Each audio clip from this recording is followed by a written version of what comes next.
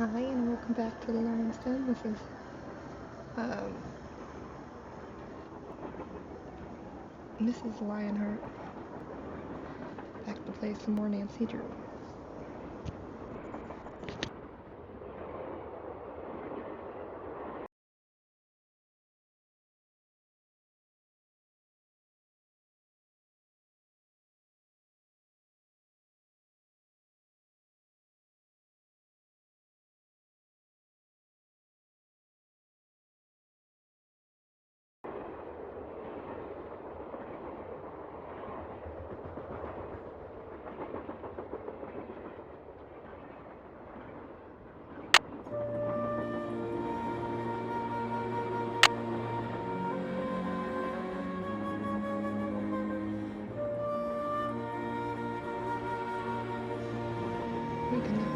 I'm done with that.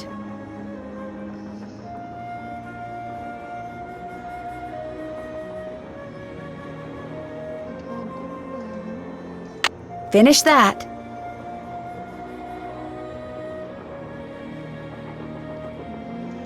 Finish that. Just going to click those. Still gonna figure that out. Okay.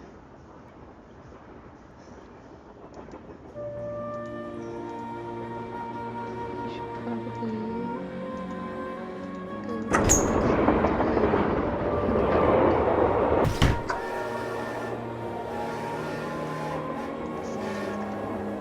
no, he's still here.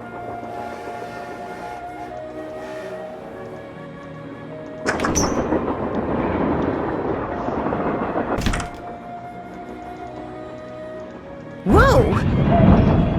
Somebody must have thrown the emergency brake. The question is, did somebody throw the brake? Or something? Oh, Joe, now you sound like Lori. Hey, I was the first one on the scene, and I saw no one. Who was the next person on the scene? John Gray. Then Balducci came bursting through one door while Frank and the engineer came through the other. Boy, was that guy ticked. He said the train could have derailed. He reset the brake, muttered a few choice words, then headed back to the engine just as you and Lori showed up. Everybody was there except Charlena. I don't think she left her laptop the whole time. Do you think she could have thrown the brake and snuck back to her laptop without your seeing her? Not likely, but possible, I guess. The question is, why? What did she or anybody else stand to gain by stopping the train? Answer? Nothing. Which is why I think we should at least consider the possibility that something less human in nature may be at work here. Ah, Joe. I'm going to see if Balducci's done dusting for fingerprints. Catch you later. Be back in a minute.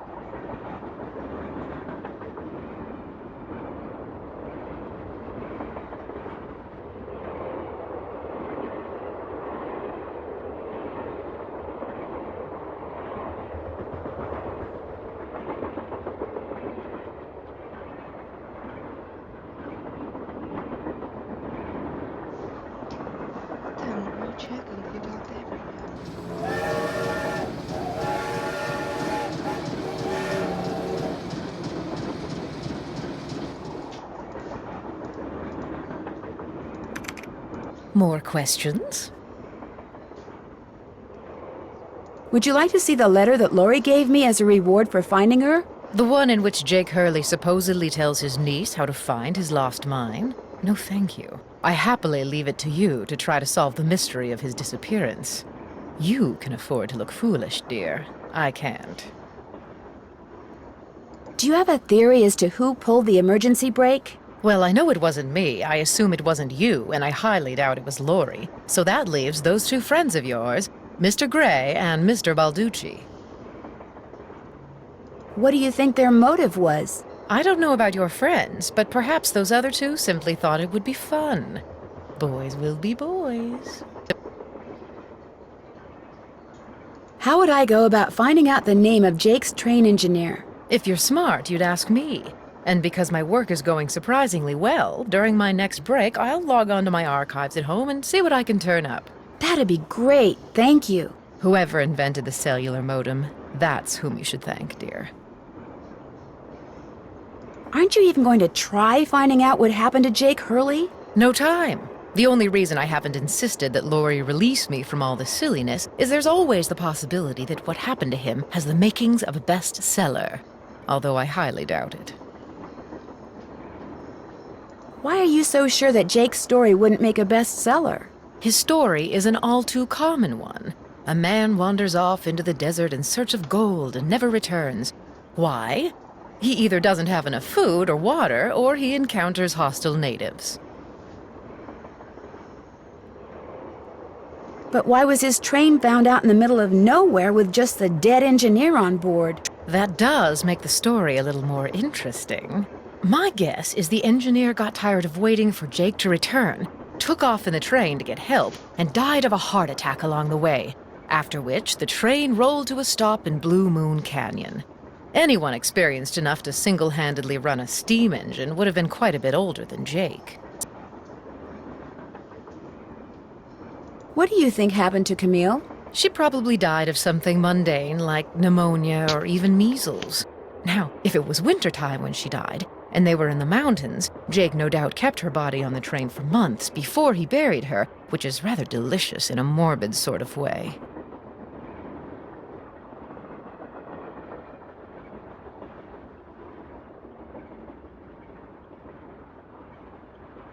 I should get going. Let me know if you run across anything juicy.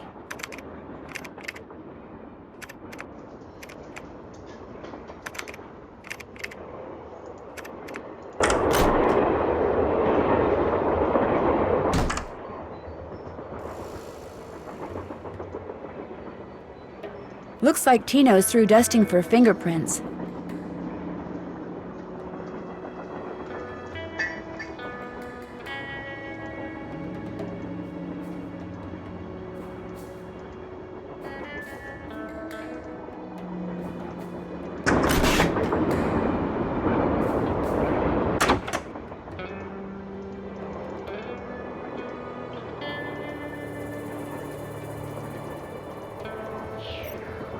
What's up? So are you making any progress in here? Oh yeah, not only am I getting some real unusual EMRs, that's electromagnetic readings, but take a look at this. You've got something? I set up a camera and took some time-lapse photos. Sometimes I was in the room, sometimes I wasn't, but somewhere along the line, I managed to get a shot of Camille. Where? You don't mean that little blob, do you? Yep, that's Camille. Okay. You're skeptical. That's cool. Just remember, the key word when it comes to ghostly phenomena is energy. That blob is the result of Camille's residual life force, spirit if you will, reacting with the chemicals in the photographic paper. Couldn't it just be a flaw in the photographic paper? Okay, it could be that too, but it's not. Trust me. I won't keep you any longer. Come back anytime.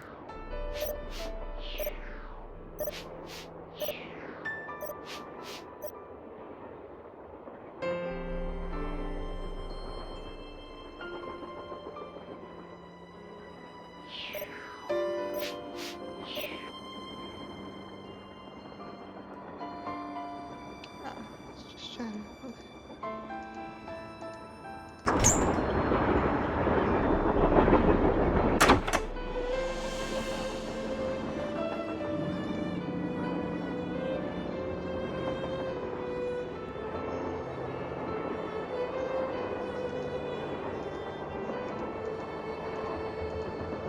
Glad you dropped in. Lori told me she'd given you a letter from Jake Hurley that says how to find his mine. I didn't mention it before because it's very bizarre. Lori should have given that to me. I mean, I'm the trained professional around here. Let me take a look.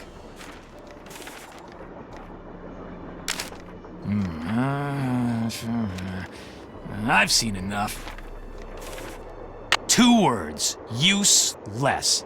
Those are just the rantings of a guy who spent way too much of his life swirling mud around in pans under the hot sun. 5-star nut job.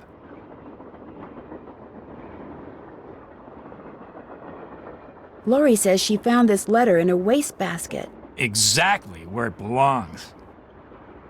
Did you find any fingerprints on the emergency brake handle? None that were any help, thanks to Casey Jones up there. I told the old geezer not to touch anything, but he went and got his big, fat, oily paw prints all over the place. If we didn't need him to drive the train, I'd charge him with obstruction of justice. Did you do anything else besides look for fingerprints? Of course. As a matter of fact, I found this.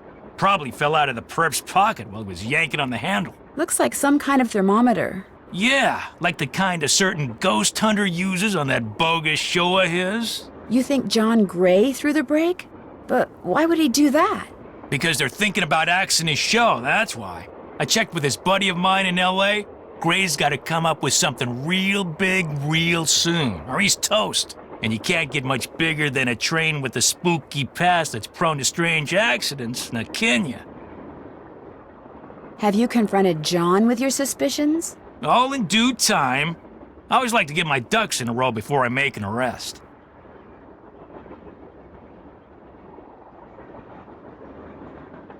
But couldn't someone else have dropped that thermometer? Please. Who's the top cop here, huh? Who's the world-famous detective? You? I know what I'm doing, sweetheart. John Gray wanted publicity. That's exactly what I'm gonna give him. It's been great talking to you. Not a problem.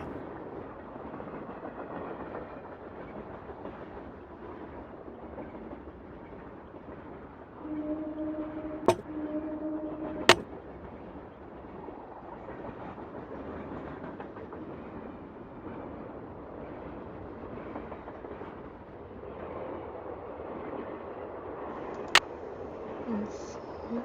2 gems so far. Waiting on the 3rd one. There's another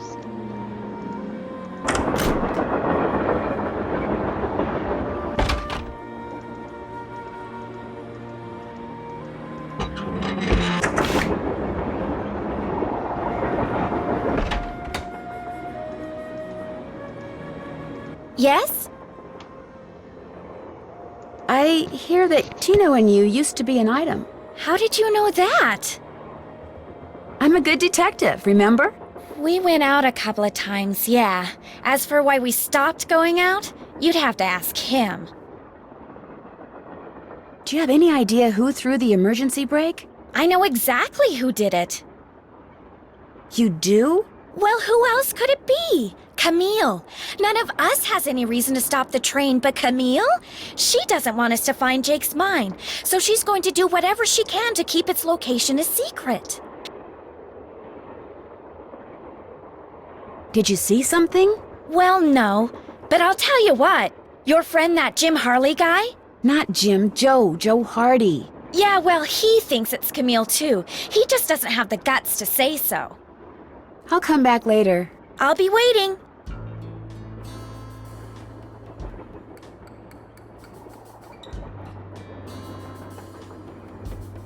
I didn't notice this before. Locked, naturally. I wonder how you open it.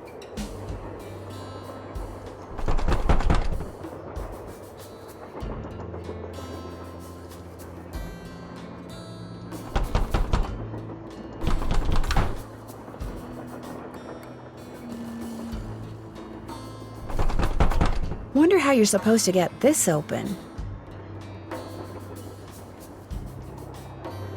Looks like a dance floor, maybe?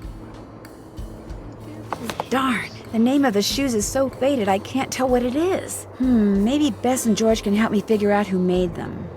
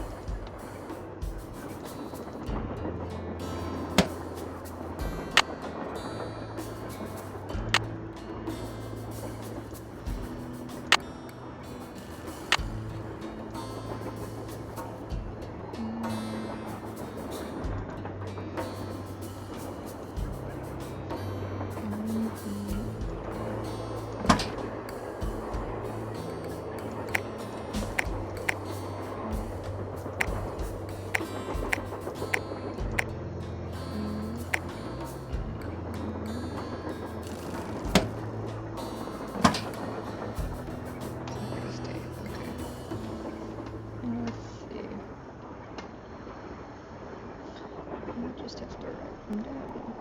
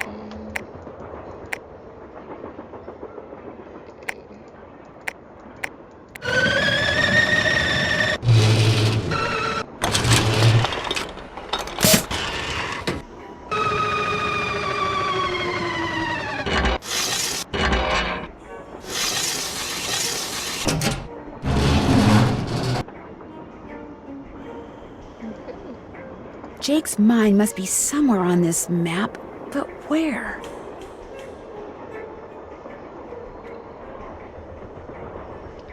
Probably should use the exact location as a given.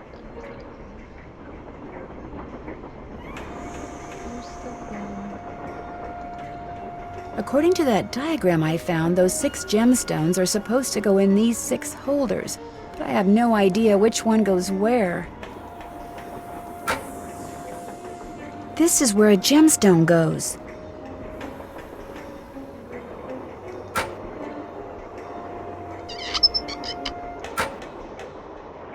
I need to find the gemstone that goes here.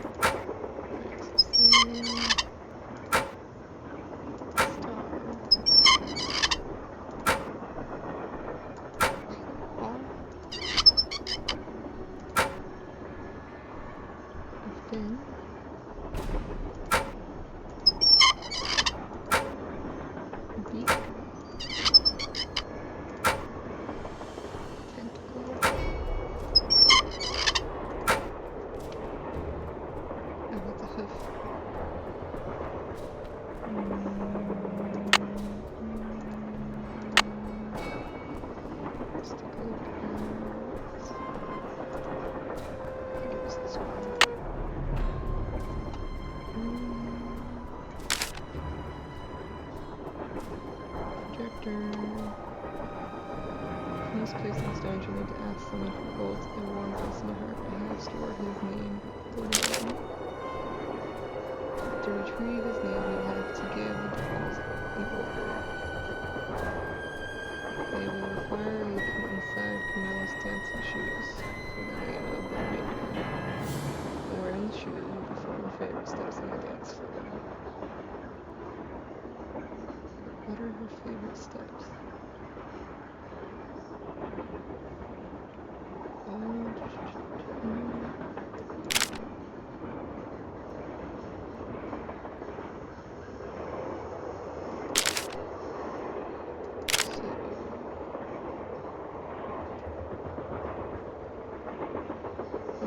Figure out the projector name and the shoes and the dude's dance.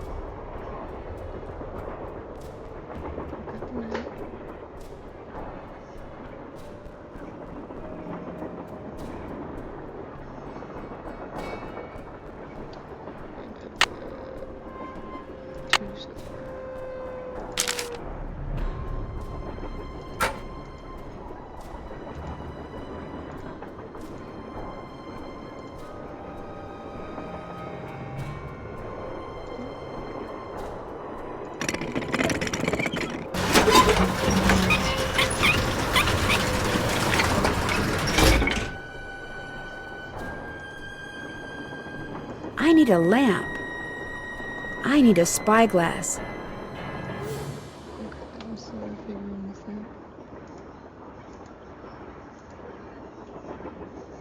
That requires axe.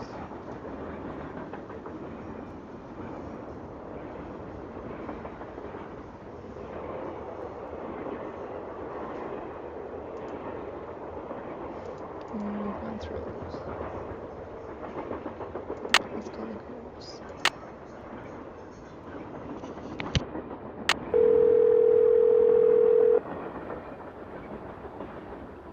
Hello? Hi, Bess. Hey, what's going on? The name of the company that made Jake's wife's dancing shoes is too faded to read. But to find Jake's mine, I need to know what it is. Hey, I know what you can do. Take a picture of them with your cell phone, then send it to us, and we'll check them out for you. But I thought you guys had to paint Bess's room. Boring. Besides, we're going to have to take a break soon because we're almost out of paint. Probably because Bess has gotten more on me than she has on the walls. Anyway, send us a picture of the shoes via cell phone and we'll get right on it. Ah, you guys are the greatest. I know. Need anything else? Catch you later. Let us know what happens. Alright, let's get the picture of the shoes.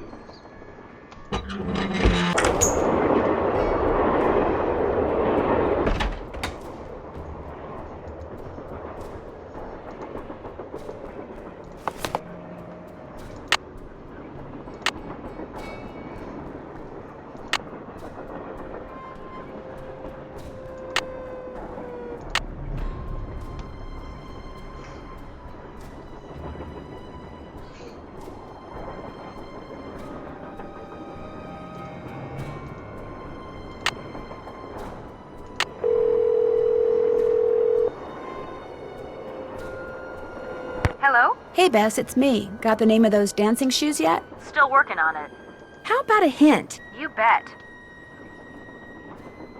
Any idea how to open the old cigar box I found in Jake's car? I think it would be a good idea to periodically check Jake's car. It might help to know what AG means. And to check out all the drawers in the car that's in front of the caboose. Color me in total agreement. Excellent. You guys are great. We know. See ya.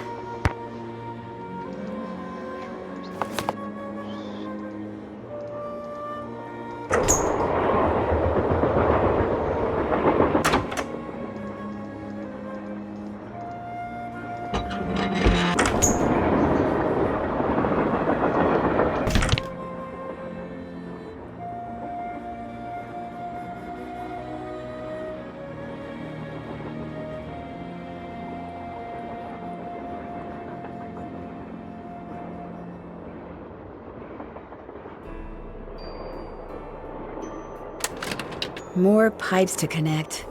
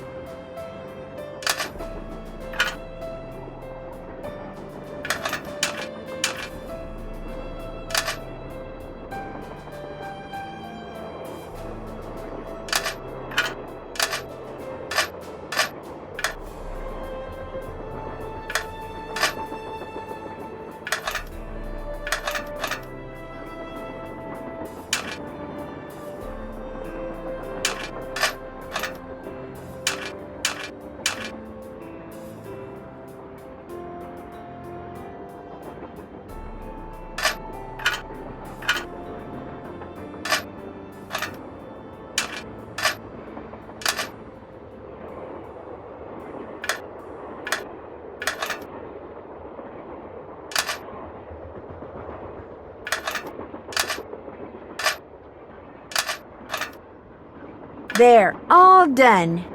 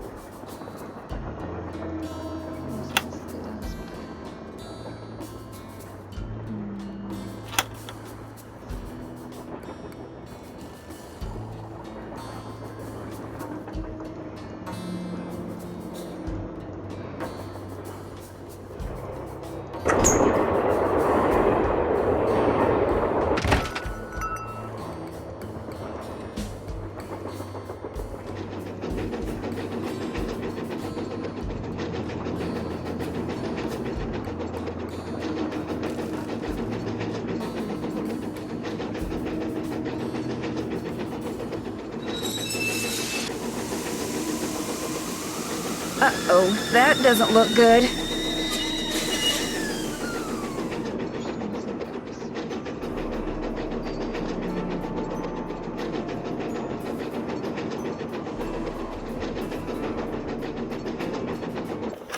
Engineer, Hi, I'm Nancy Drew. I talked to you before, very briefly. you're not the one who pulled the emergency brake, are ya? No. Good. Because if you were, I'd have to come back there and throttle you. Old as this train is, it's a wonder it stayed on the tracks.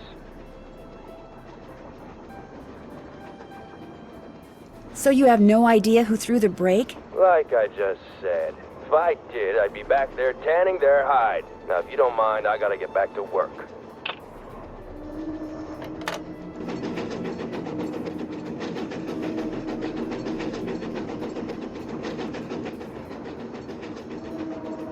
Nancy, you missed it. Missed what? The argument of the century. Joe, he's exaggerating. Aw, come on, you heard them. They were ready to tear each other to shreds.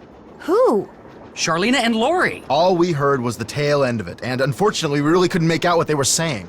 So you don't know what they were arguing about?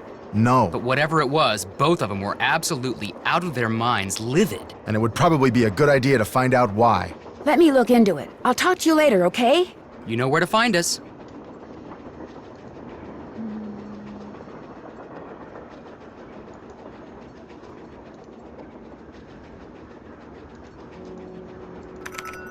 More questions?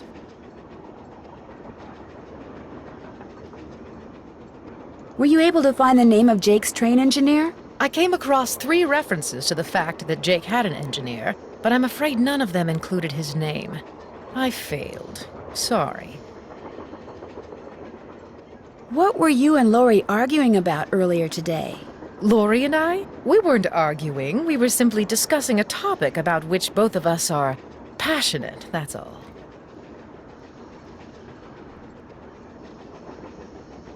You weren't angry? No. And even if we were, that's really none of your business. I know that sounds harsh, but really, Nancy, eavesdropping is so tacky. Actually, it was Frank and Joe Hardy who overheard you. They said I should talk to you before they gave me all the gory details, but since you obviously don't want to tell me your side of the story, I'll just have to get the scoop from them. No, you don't have to do that. A storyline that Lori submitted to me found its way into my last book, despite the fact that she never received compensation for it. She's reading the book now, and when she got to that part, she freaked.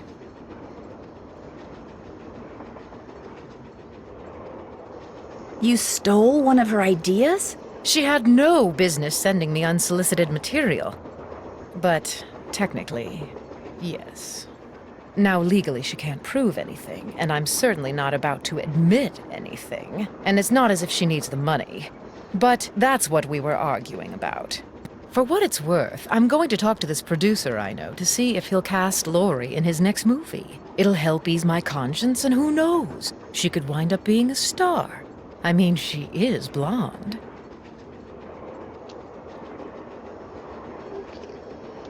Well, I'll let you go. That would be nice.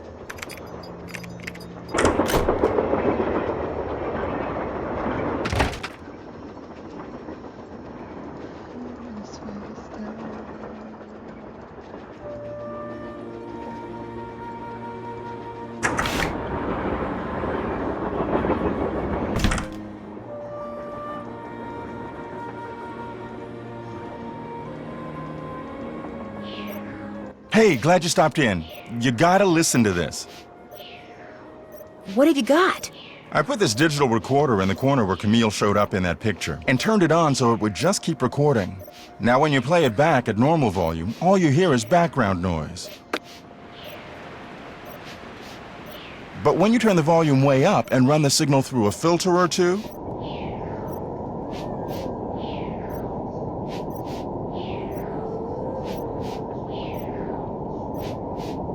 hear that? I hear something. It kind of sounds like a woman singing. Not just any woman. Camille. So be careful what you say in here. She's listening.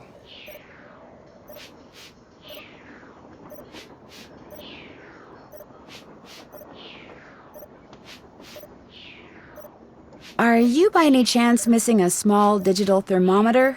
Yeah, as a matter of fact, I am. When I went through the box I'd packed them in, that one over there, I came up one short. I was hoping to set up at least 6 in here so I could check for cold spots.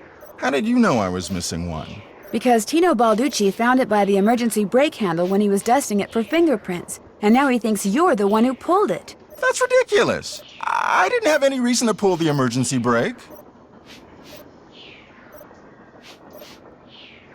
Is it true that your show is in danger of being canceled? Newsflash, my show was canceled. Happened last night. But what nobody knows yet is that it's been picked up by a major TV network. Not only am I still on the air, but I'm sitting prettier than ever. Any other questions? Were you in this room the whole time prior to that emergency brake thing? Of course not. I made a couple of trips to my compartment in the sleeping car to get more equipment. But did I get an overpowering urge to pull the emergency brake while I was there? No. Well, I'll catch you later. Goodbye. Right. Sit.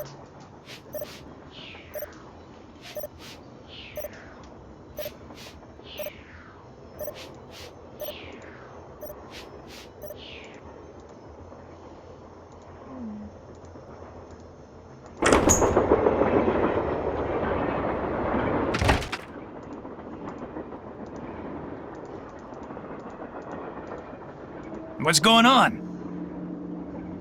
How come you told me you and Lori never went out, and she told me you did? Don't you ever stop asking questions? When people start answering them honestly, I do. I dumped her, okay? I'm not proud of what I did. I'm not happy about what I did, but it's done. It's over. Now let's drop it. If you didn't want to dump her, why did you? You are incredibly irritating, you know that? I dumped her because people said going out with her would make me look bad. Said she was a joke, that no one took her seriously. Said if I started hanging with her, no one would take me seriously. So I stopped calling.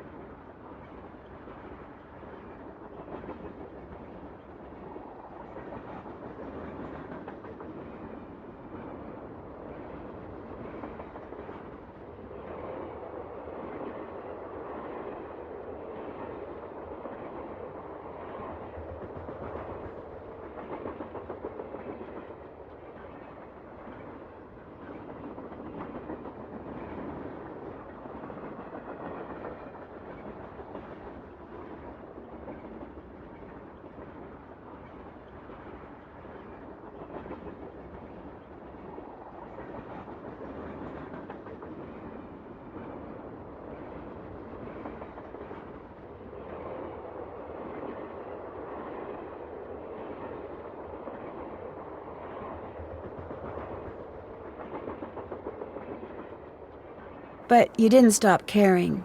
No. Now take a powder. I don't feel like talking anymore.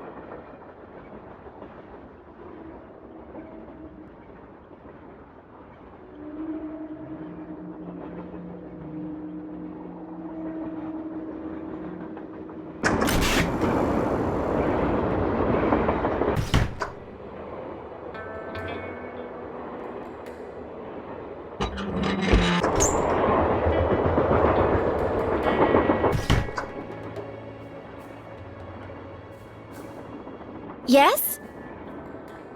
Guess I better get to work. You go, girl.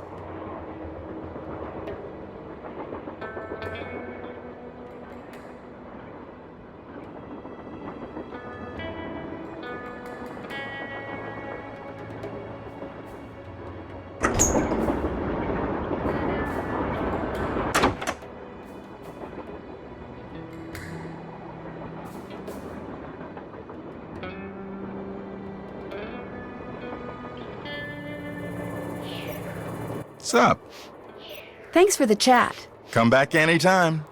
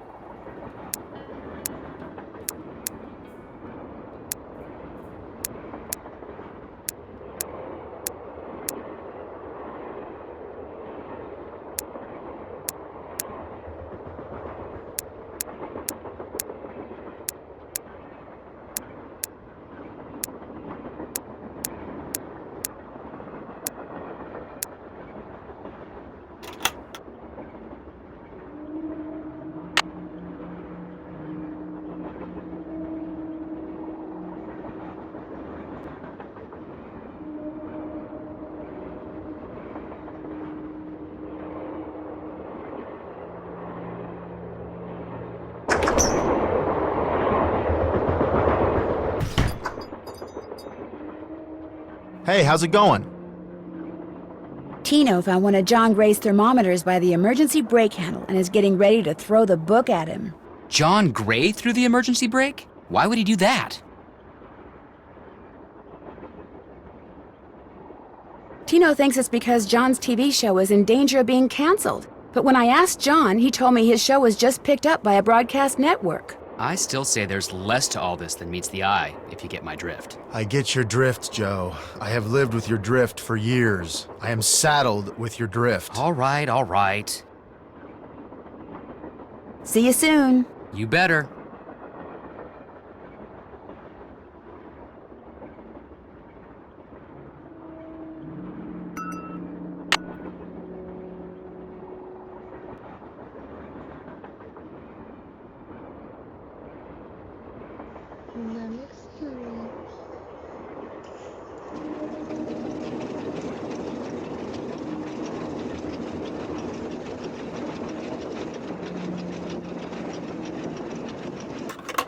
engineer. This better be Miss Gerard. Well, actually, Forget it.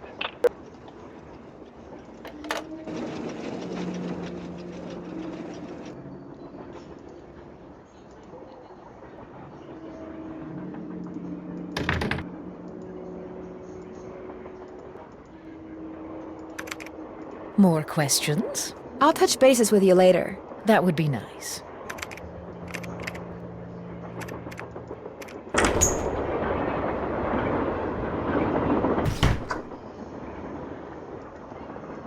Oh, he's on a train.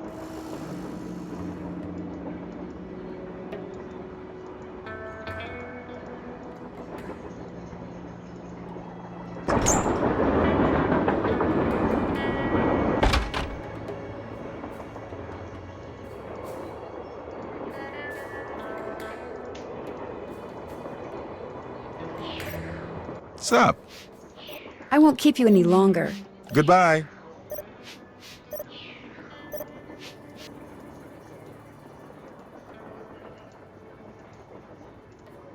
It's locked.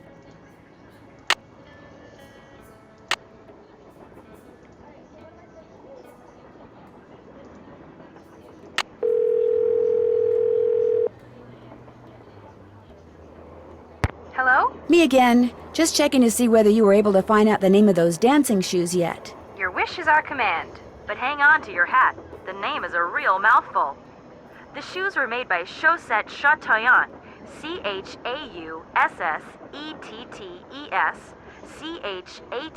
Chatoyantes.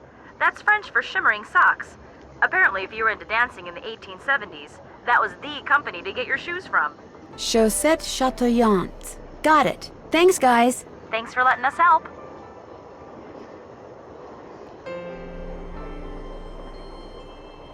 Apparently, Tino and Lori went out a couple of times, but he broke it off. Why'd he break it off? Because everybody told him dating her would hurt his credibility. Oh my gosh, that is so cool. It's cool that Balducci lets other people tell him who to date? No, that the three of us know something that like maybe 4 other people in the whole country knows. You scooped the tabloids, Nancy. Bess, calm down. You're slopping paint all over the phone. Oh no, it still works, doesn't it? Hello? Nancy? You still there? Hello? Yes, Bess, I'm still here. Oh, thank goodness. So what other yummy things have you found out? John Gray claims to have Camille's voice on tape. Really? Did you hear it? I heard a woman singing, but it was very faint. You heard an actual ghost? Bess, whatever I heard was barely audible. For all I know, it could have been a voice off the radio or something. Did the real Camille like to sing? According to Charlena, she did. Well, there you go. You heard a ghost. Oh, Bess, you are so gullible. Open-minded. Gullible. Charlena and Lori had this big, huge argument, and you'll never guess why. Lori called Charlena a hack. No. Charlena called Lori an airhead. No. Bess, she doesn't really want you to guess, okay? Tell us, Nan. Well, it seems that Lori sent Charlena a bunch of story ideas, one of which Charlena used in her latest book without telling or paying Lori. Charlena stole something Lori wrote? That's incredible. No, the fact that Lori wrote something that Charlena thought was worth stealing. That's what's incredible.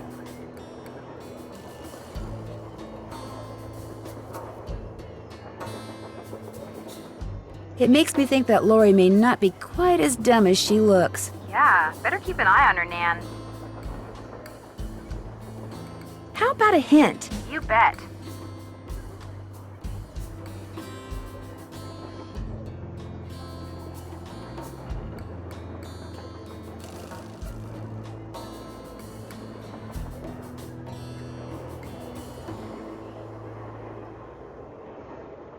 There's a panel in the sleeping car that I'd like to open, but it's got a 4-digit tumbler lock on it.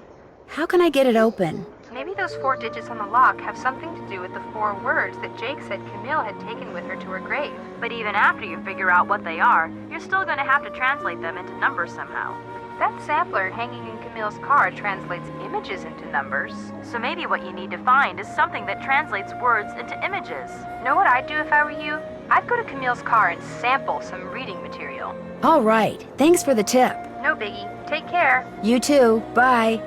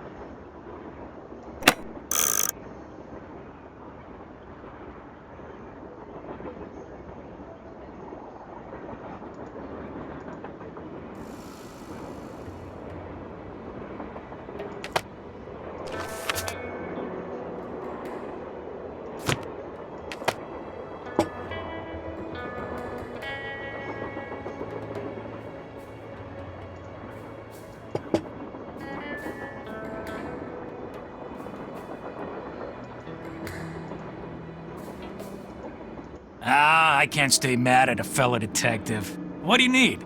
It's been great talking to you. Don't mention it. Wonder what Jake used this for.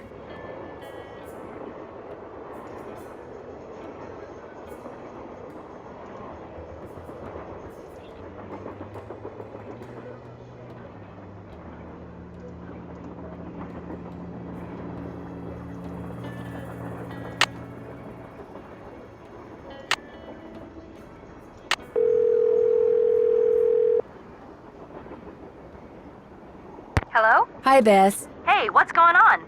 How about a hint? You bet. I still don't have all the gemstones I need. Help. The good news is, one is in Jake's car, right by Tino. The bad news is, one is in Jake's car, right by Tino. Okay, thanks a bunch. You're welcome a bunch. Goodbye.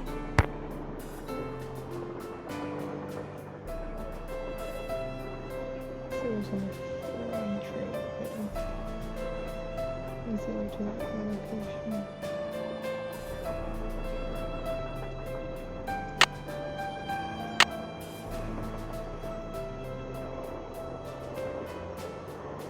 Check.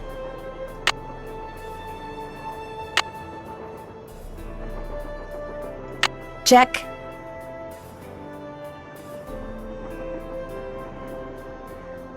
I'm done with that.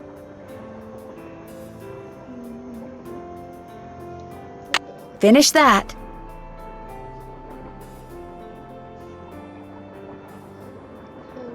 Finish figuring that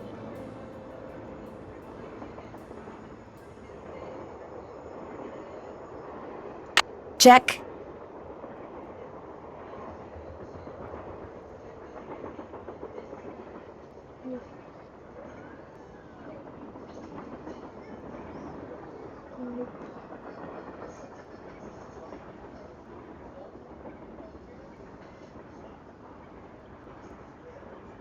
Finish that.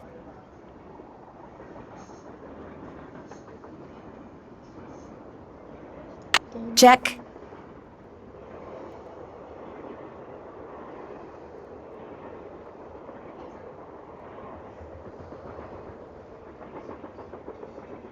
So we're gonna store later that was sitting in Camille's car.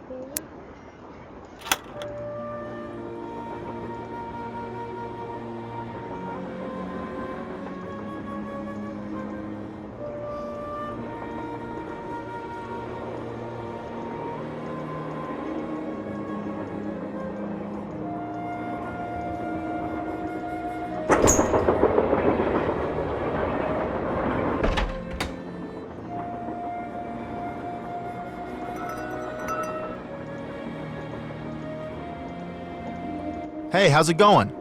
Talk to you later. You better.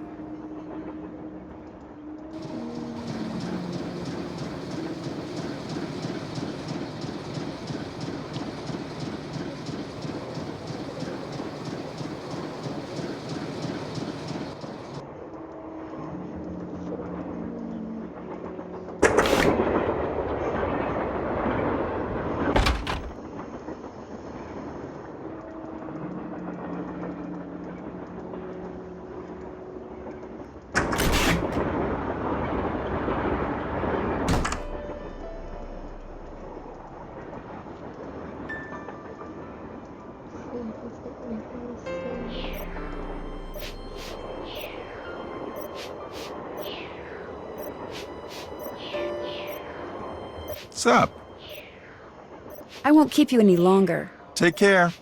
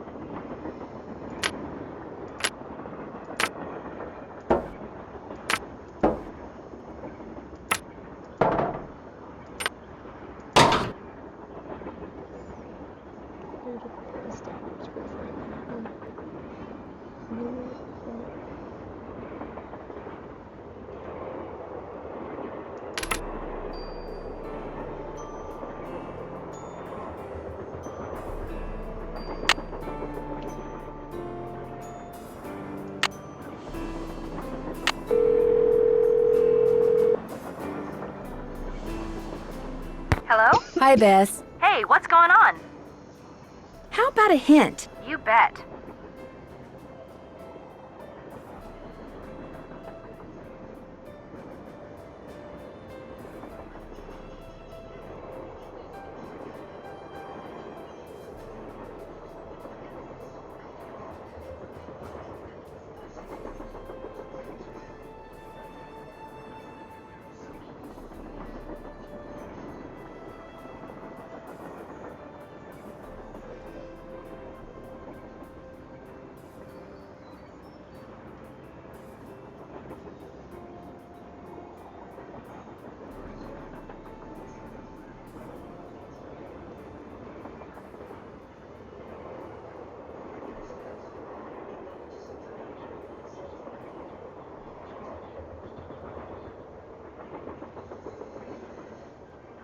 Any idea how to open the old cigar box I found in Jake's car? I think it would be a good idea to periodically check Jake's car. It might help to know what AG means. And to check out all the drawers in the car that's in front of the caboose. Color me in total agreement. Okay, thanks a bunch. You're welcome a bunch. Goodbye.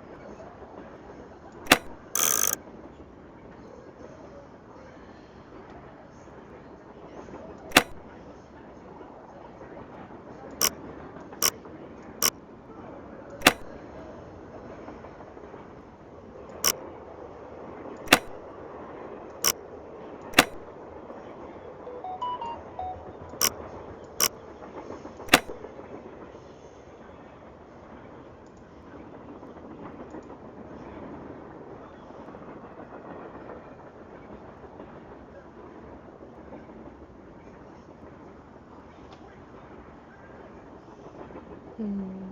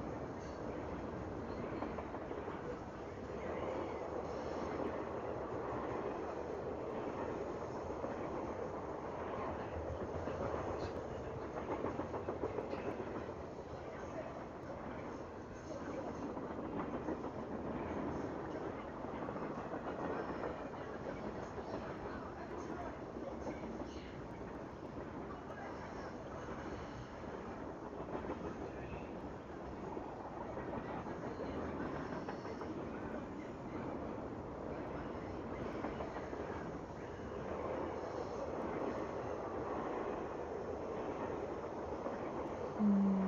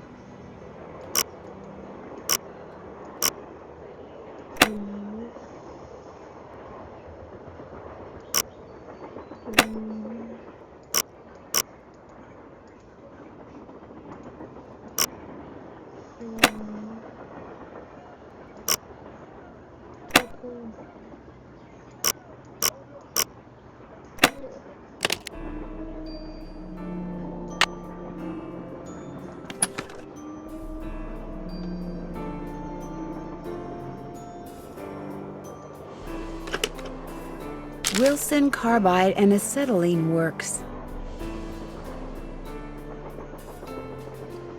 Dear Jake, I've sent you 2 minutes, which you should receive by the end of the month. You get them simply placed. Arrive in the lower chamber, water in the upper chamber, then use the built-in flint spider to ignite the jet of gas, which results, as you'll see, the peroxide stench. Seemingly practical device, especially for people in your dark and dangerous line of work. With that, you or I had invented it. In your last letter, you sounded quite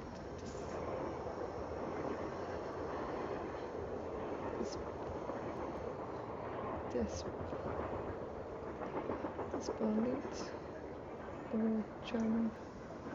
I suppose this is understandable in views of your failure to strike it rich, but I am living proof of how quickly misfortune can turn into good fortune. Little did I suspect 5 years ago that my attempt to produce aluminum would instead produce calcium carbide, or that calcium carbide, when placed in the water, would release adrenaline. Yet suddenly I was the surprised but happy owner of the patient for an expensive way of manufacturing an extremely flammable gas. Just as I became wealthy when I was sold that patent, I have now no doubt that you too, with someday be handsomely Always your friend, Thomas Wilson. rewarded for your efforts. Continue to keep me praised of your adventure, dear friend. Never, ever give up. May it be late. I set you soon, light your way to the goal to sleep. Looks like a pattern for some kind of dance step. Maybe I'd better keep this.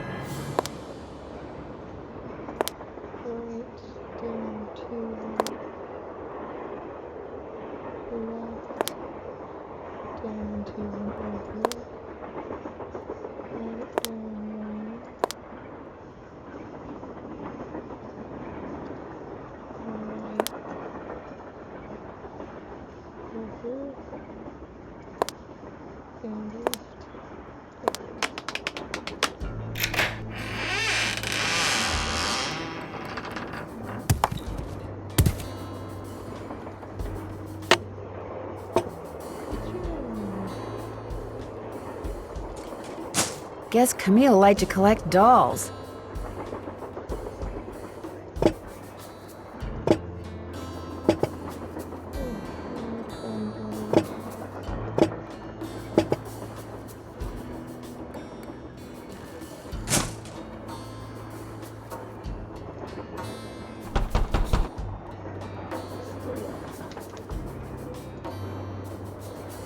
Before you say anything, I just want to say thank you.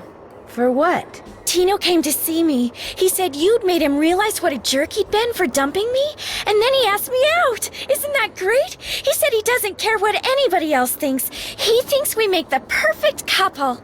Well, I can't argue with him there. So what do you want? Guess I better get to work. Keep me posted.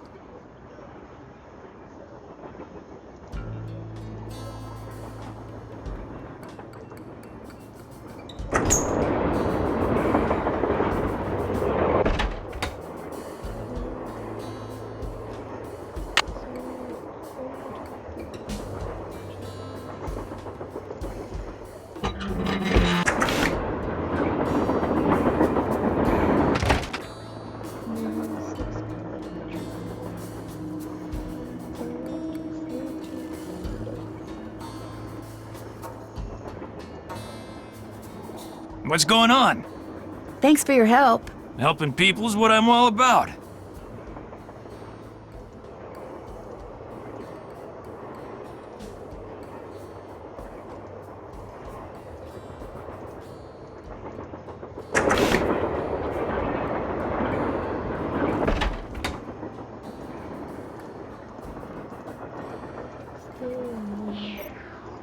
What's up? Thanks for the chat. Take care.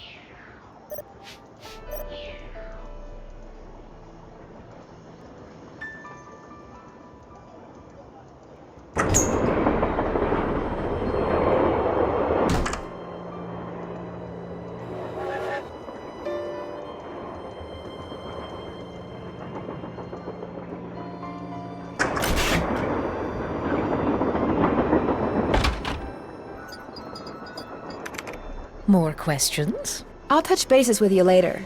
All right, then.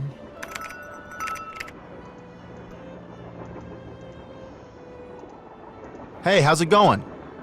See you later. If you need anything, just let us know.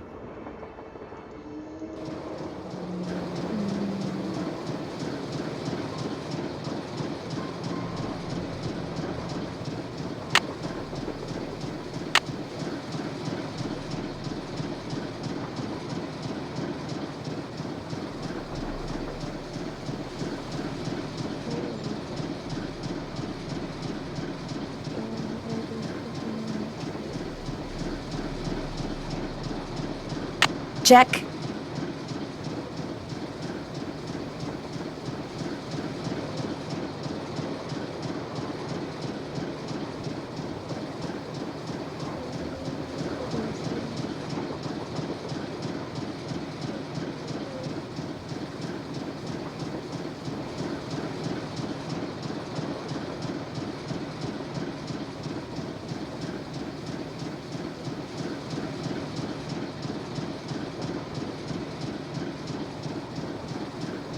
I'm done with that.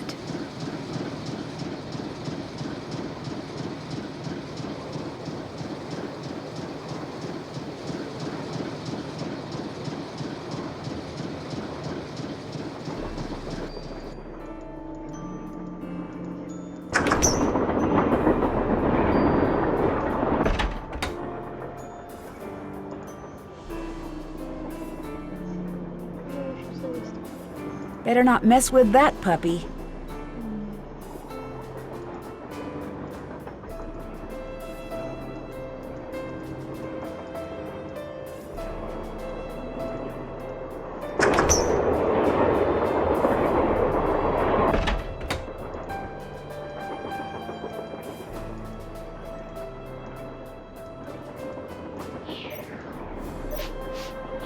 What's up?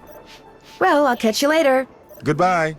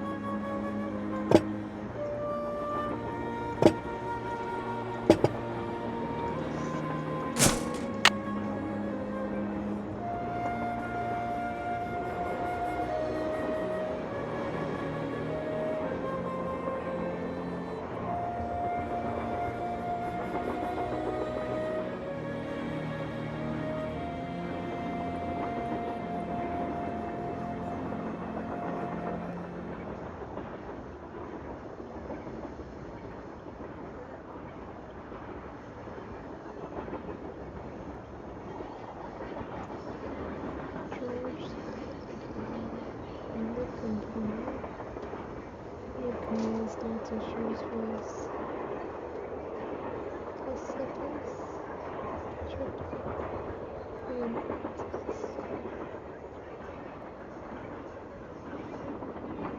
shiny socks.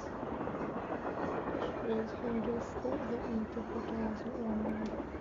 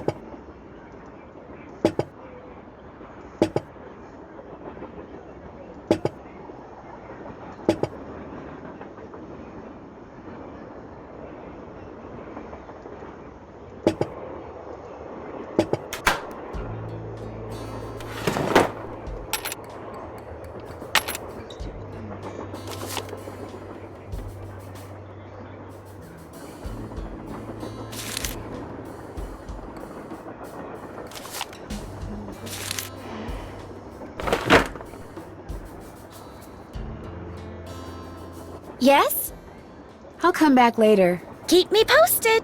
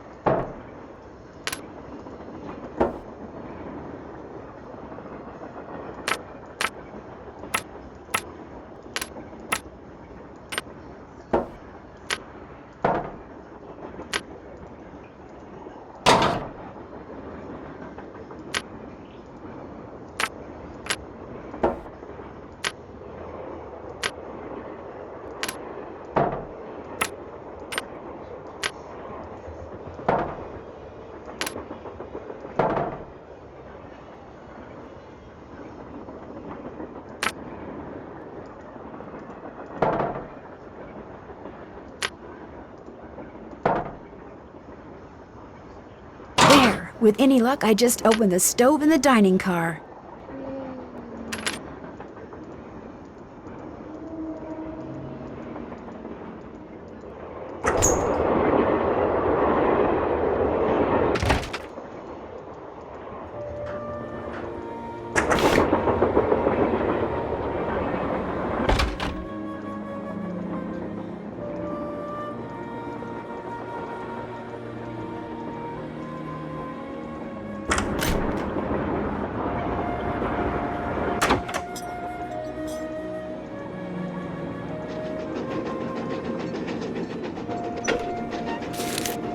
James Thurston.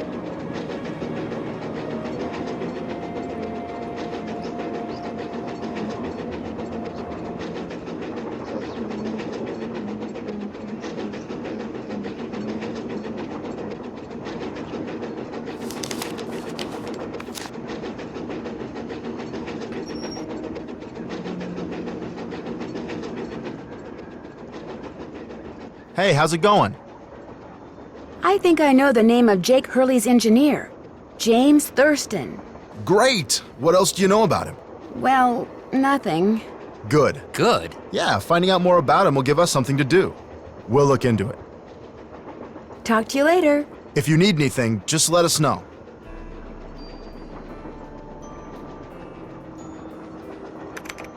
More questions?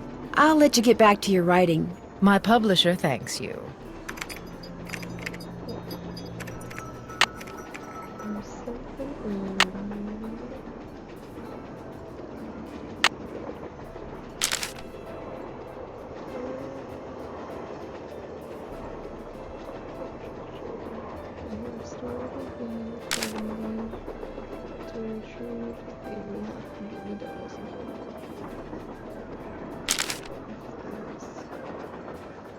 Located right on the map and the event projector when it comes to placing the stones underneath the earth, so I'm in the hold a warm place in the heart. I have stored this not recorded rain.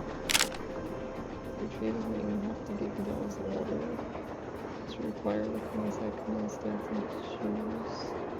Name a rainmaker wearing the shoes as you prefer. The forward steps in the guest as forward. Number of Camille is just 4 words per year. Words which, when translated into numbers, used in combination, help power my projector. The lash is taking them with her to the grave. So go to Copper's Gorge, however, and pay your respects and let some of her goodness rub off on her.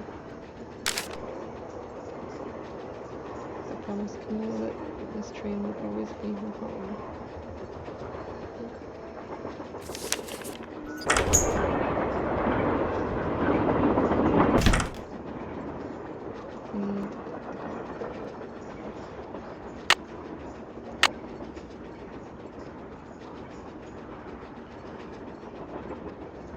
I'm done with that.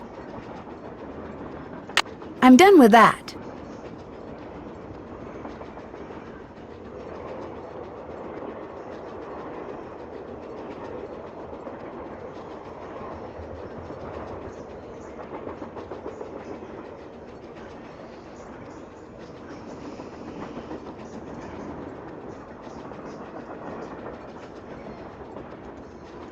Finish that.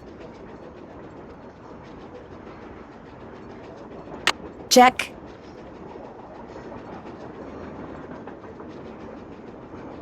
Still have to do that.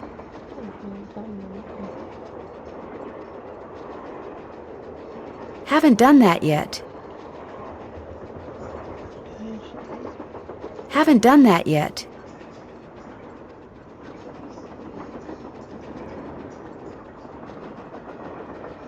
Haven't done that yet.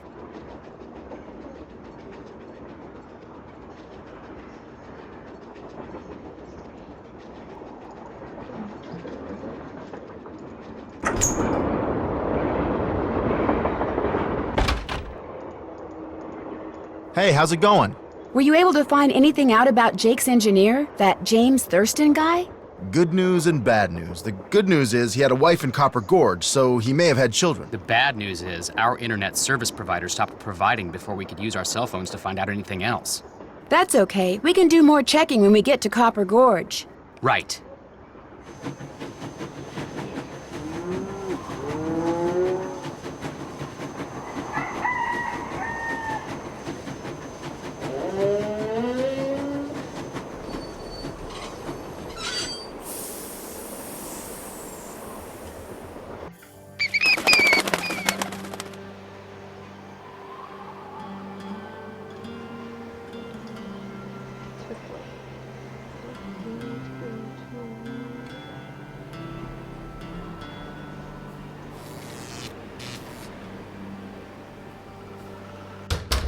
Hey there! Welcome to Buell's Old Time Taffy House. Come on over here. Welcome, stranger. Listen, you by any chance get here on that private train what's parked out yonder? As a matter of fact, yes, I did. There's a rumor going around that Charlena Purcell's on board. Is that true? As a matter of fact, yes, it is. Hot dang if that don't beat all. I've read every single book that gal's ever written. Best writer whatever lived. Did she get off the train too? I don't think so. She's pretty busy. Charlena Purcell herself right here in Copper Gorge, breathing the same air as me. Hot dang! Well, welcome, little missy. Go on in and take a gander at what life was like during the heyday of Copper Gorge whilst you sample some of our delicious homemade saltwater taffy. So, this is some kind of museum? Why, it's the best kind of museum, sister. It's free. You can gape and gawk and ooh and ah to your heart's content. Least you can till I close up. Where'd all this stuff come from? Been in the family for years.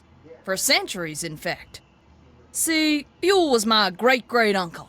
This building used to be his general store. During the glory days back in the 1880s, he commenced a pawnbrokering, so the miners Copper Gorge was crawling with back then could raise some cash to pay for grub and tools and such. But pretty soon, the mining boom went bust. And there was Uncle Buell, stuck with a whole store full of junk. Only it wasn't junk to him. Debris from lost lives and broken dreams, is what he called it. Couldn't bring himself to get rid of it. So, he passed it on to his kin. My great-granddaddy's the one who come up with the idea of turning the place into a tourist attraction. And you make money by selling taffy? Tourists just love taffy. Especially when you dangle a free sample in front of them to get them hooked. Of course, it ain't really free. Some taffy on a stick'll cost you 2 tokens, which you can get by winning both those games over there. How much does it cost to play them? Well, ain't you the little penny pincher? Fact of the matter is they're free. Unless you go messing with the artifacts I got in here. Do that and you'll be headfirst in the nearest snowdrift before you know what hit you. Do you by any chance have any of Jake Hurley's things in here? Jake who? Hurley. He was a miner. I think he may have left a lamp and a pickaxe with your great-great-uncle. Never heard of him. Of course, that don't mean his stuff's not here. Just means you're just gonna have to look around and see for yourself. But remember, Susie Q, don't touch. Pleasure talking to you. Ditto, little missy.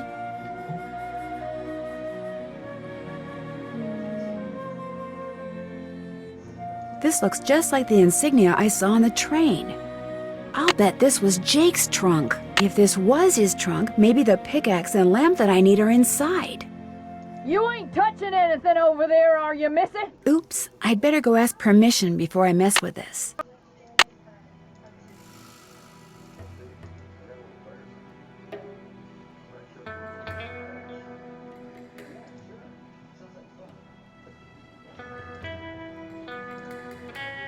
You still here? Do you know what's in that old trunk over there? Why? You ain't been fooling with it, have you? Oh no, of course not. No, I just thought it might contain the lamp and pickaxe that I asked you about before. Well, if it does, you can forget about him, 'cause it's locked. None of my kin have ever been able to figure out how to open it. Not even my cousin Alvin, and he went to junior college. Would it be okay if I tried to open it? Well, now, I certainly ain't gonna let you break it open if that's what you're getting at. Oh no, I would never use force, believe me. But in order to try to get it open, I would have to, touch it. Nope, sorry, not gonna happen, little missy. Unless... Unless? Tell you what, you get Charlena Purcell to come in here so's I can shake her hand, and I'll let you fiddle with that trunk till the cows come home. You know what? I've got a better idea. Now, what could be better than me coming face to face with the lady who writes the finest literature this here country's ever seen? Well, that's just it. If you were to just meet her, you'd have nothing to show for it.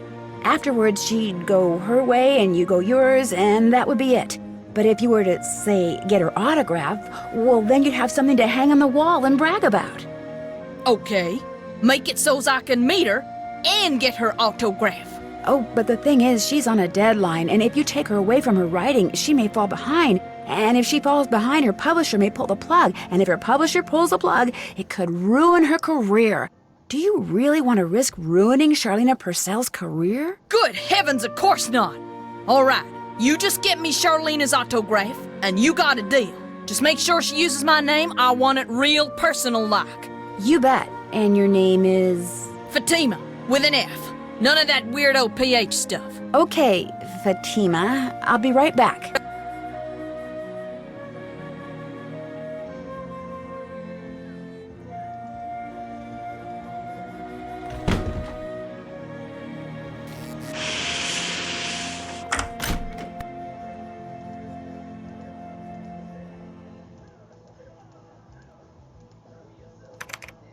More questions?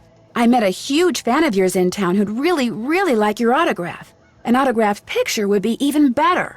Imagine that. Me having fans way out here in the boonies. Well, I'm sure I have a picture around here somewhere. But what I don't have is a pen. Usually I just ask my assistant for one. I have a pencil here somewhere. A pencil won't do, dear. It has to be ink. See if you can borrow a pen from somebody.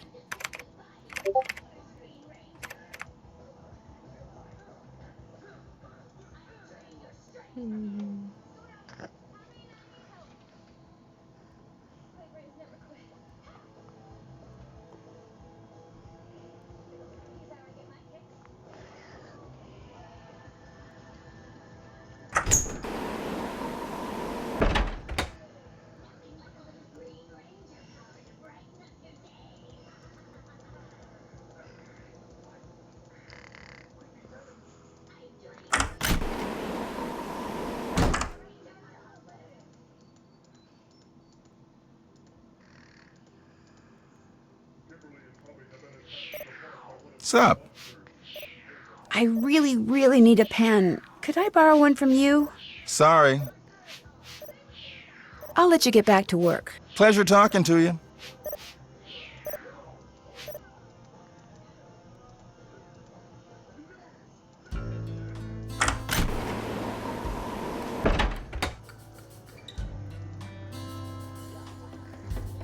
What's going on?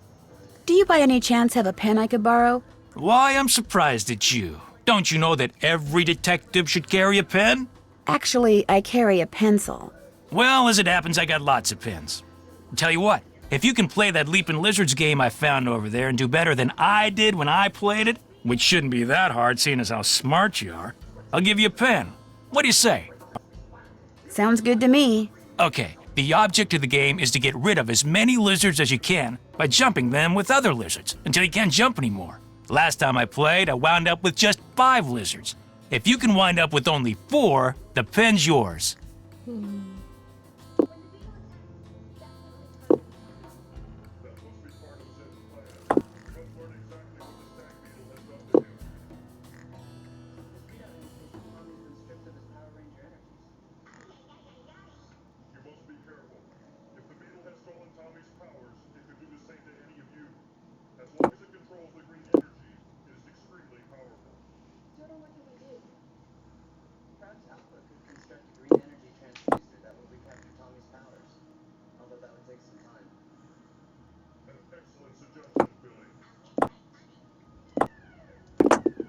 You lost.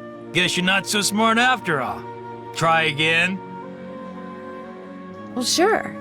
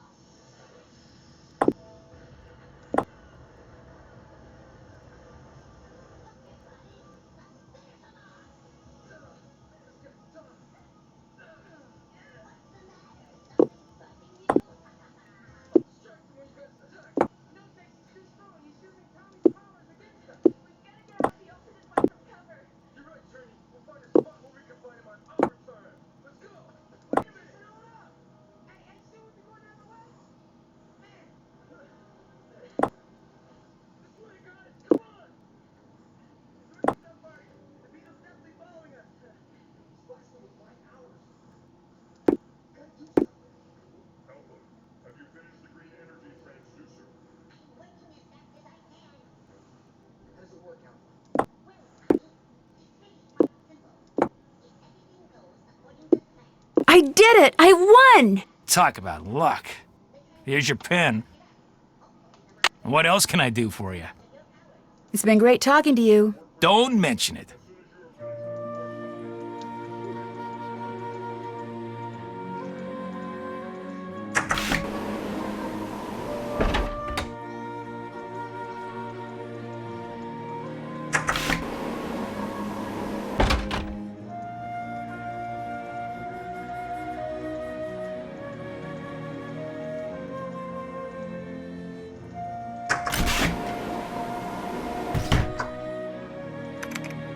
Have you found a pen so I can autograph that picture? I got it from Tino. You can keep it.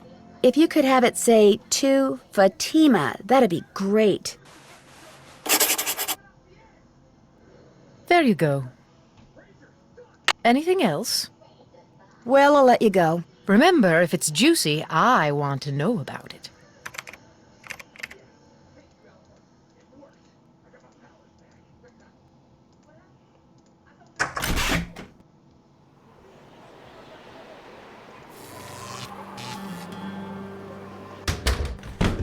Hey, Nancy.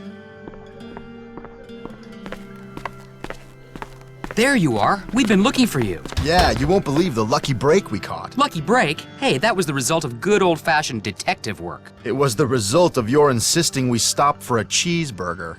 Guys, what's going on? Well, it turns out that a grandchild of Jake's engineer still lives around here. What's more, he hangs out at the local diner, comes in every day. Apparently, he's pretty ancient.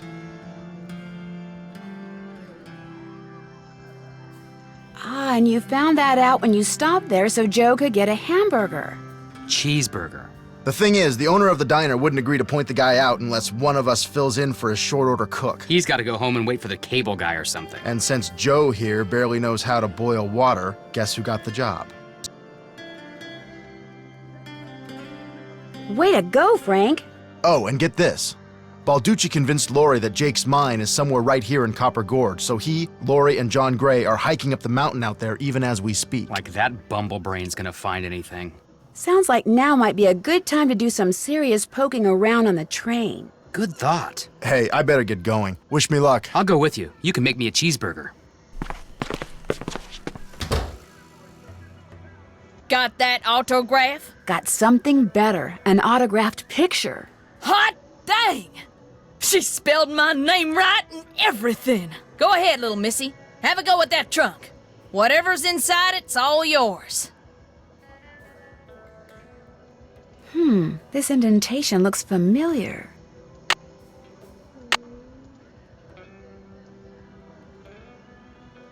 Oh shoot, what was the sequence?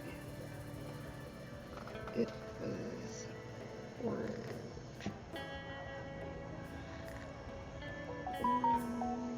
So it was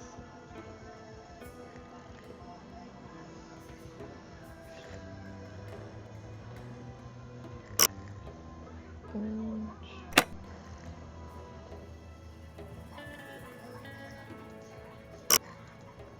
Blue. Green. Red. Purple. Yep.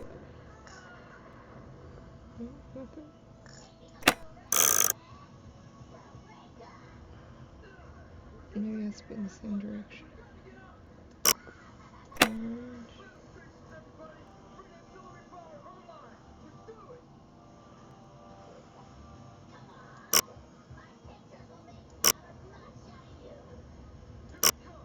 Blue.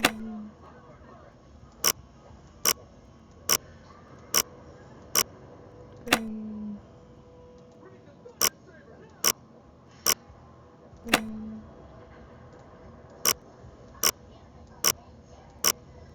Purple.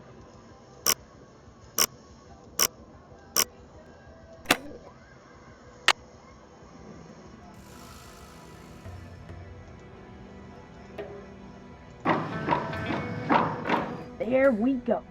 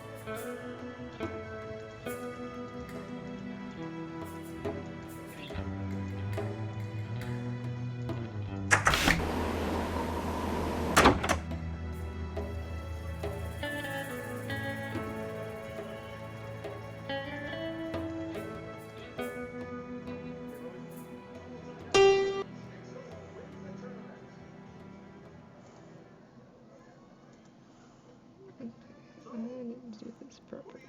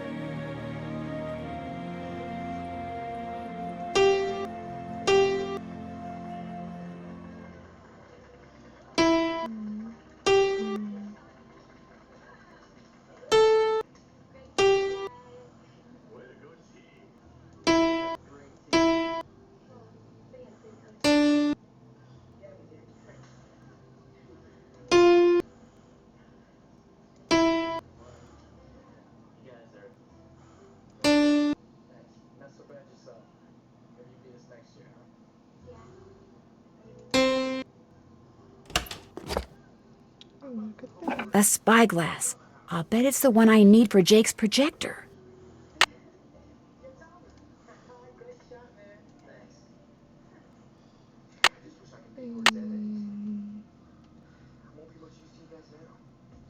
Drawings of the Jaffe House. Autograph picture. Check. I'm done with that.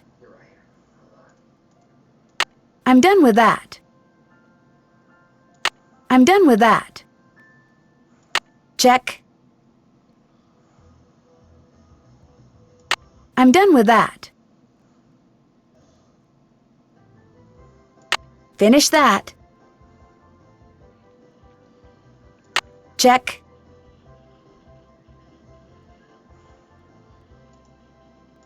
I'm done with that.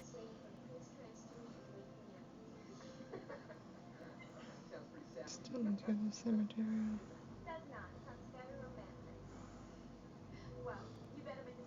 Check.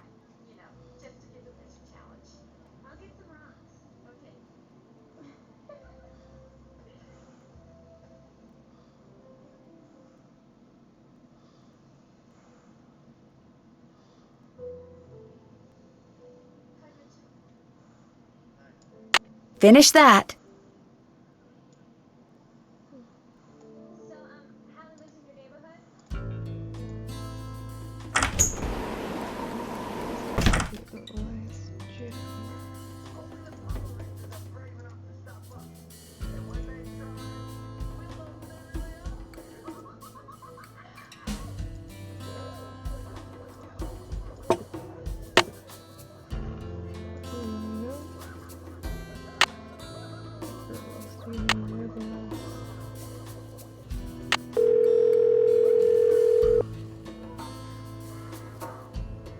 Hello? Hi, Bess. Hey, Nance. Listen, I'm dying to know. What's it like to finally work with Frank and Joe Hardy?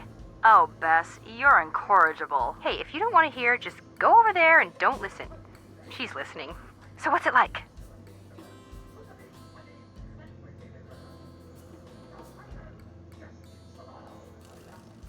Well, Frank is serious and methodical, while Joe is kind of happy-go-lucky and impulsive.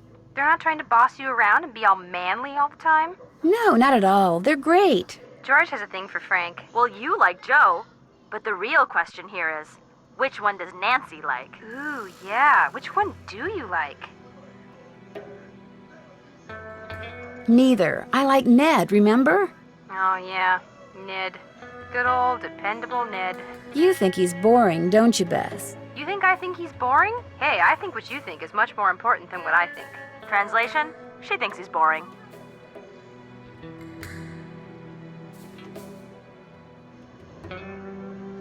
If you like funky little museums, Copper Gorge has one that's right up your alley. What's in it? Stuff from the mining era of the 1880s, mostly. And taffy. Lots of saltwater taffy. Saltwater taffy? I love saltwater taffy. What were you doing in there?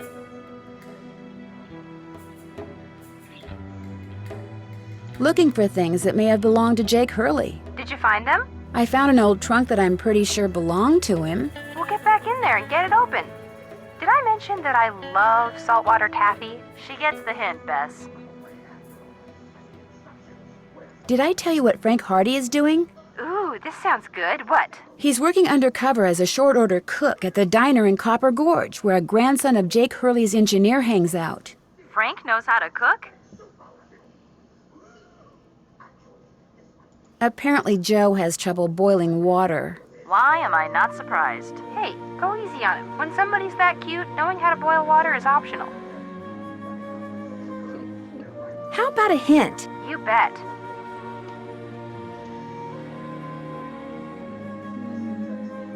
I still don't have all the gemstones I need. Help. Check out Camille's final resting place and hope that she doesn't wake up. Great. Thanks, guys. We aim to please. Bye.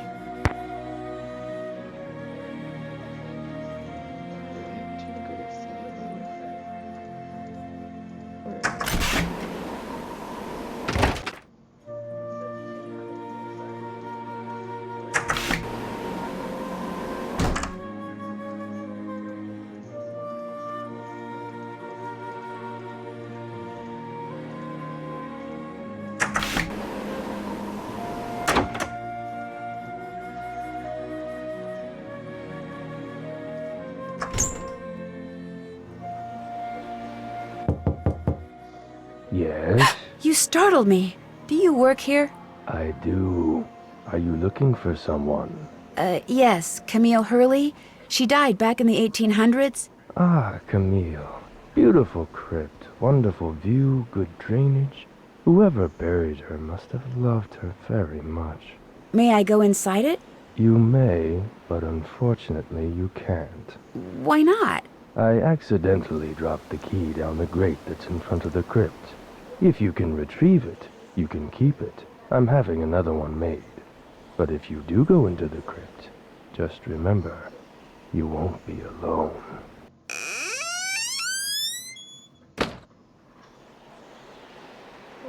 Well, there's the key. I'll never get that key at this rate. I'll never get that key at this rate. It's locked.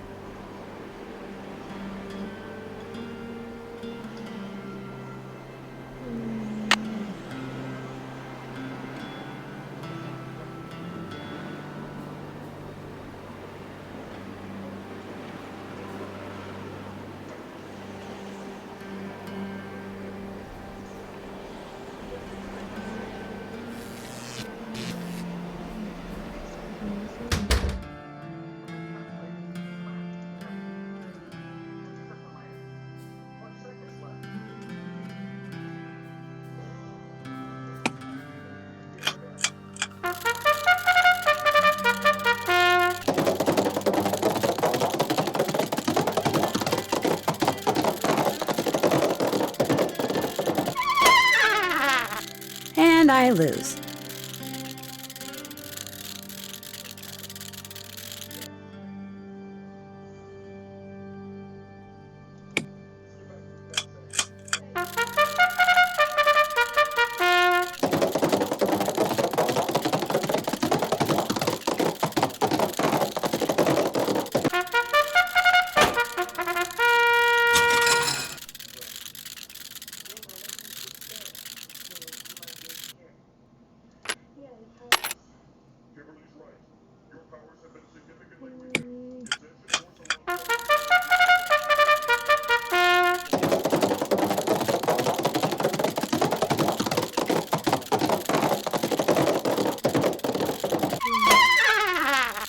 And I lose.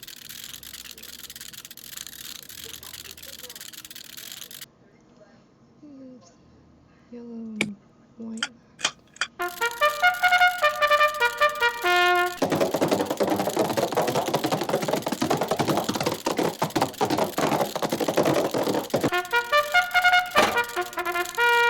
And we have a winner!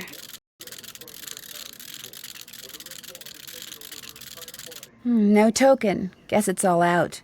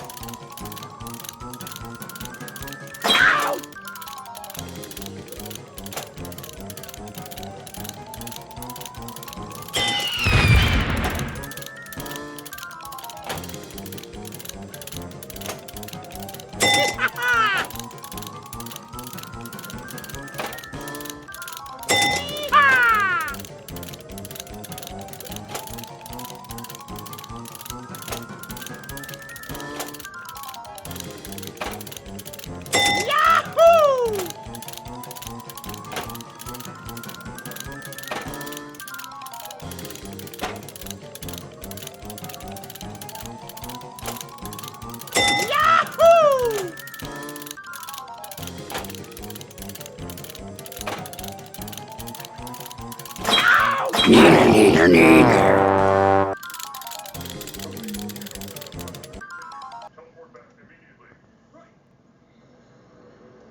on a stick. Hey, maybe I could use this to fish the crypt key out from under that grate. Looks like to get some taffy on a stick, I'm going to need 2 different tokens. Good thing I got 2 different.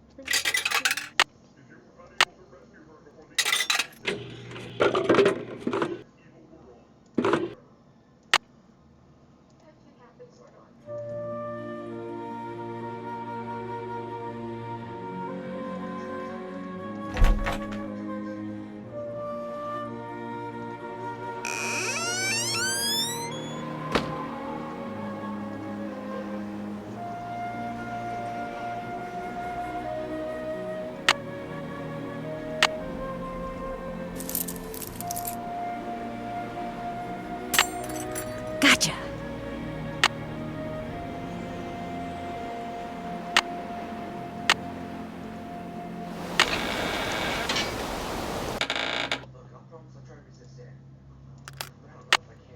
Another coin.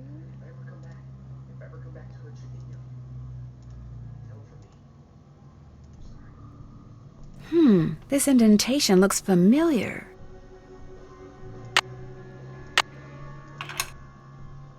Copper.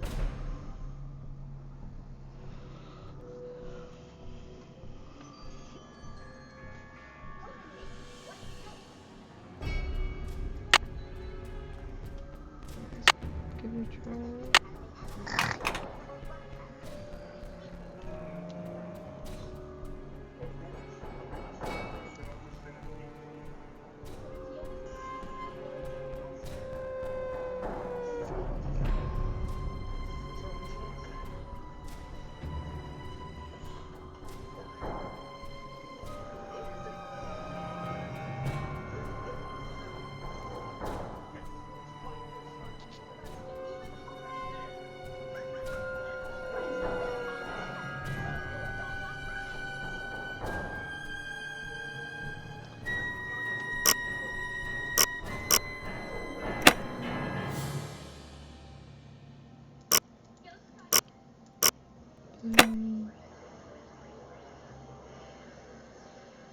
Green.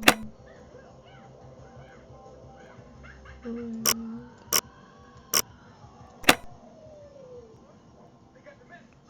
Purple.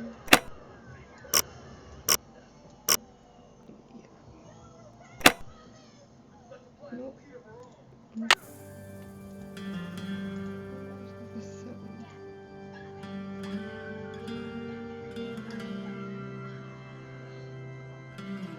PB.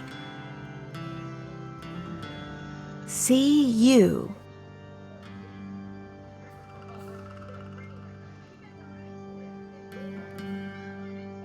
PB. PB. CU. These are the color heads.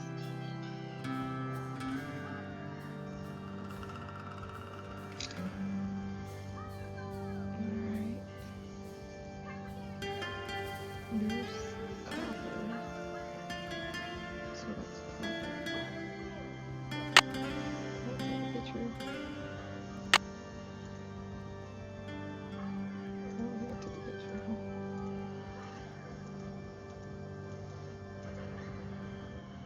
No, I did not take a picture.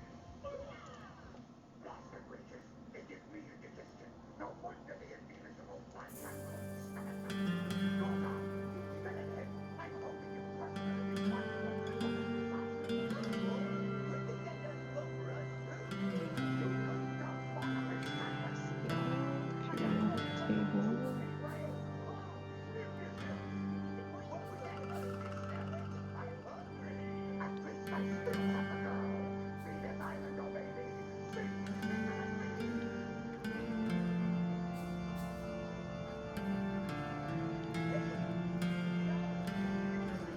Copper. CU.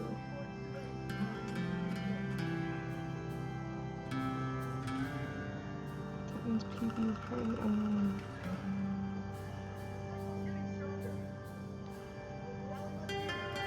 TV's not on.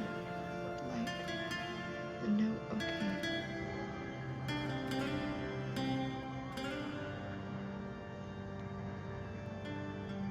Alright, see you is what we gotta do first.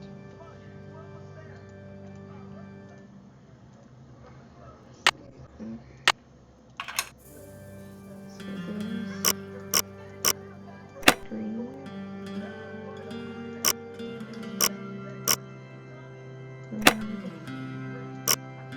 Purple. Yellow.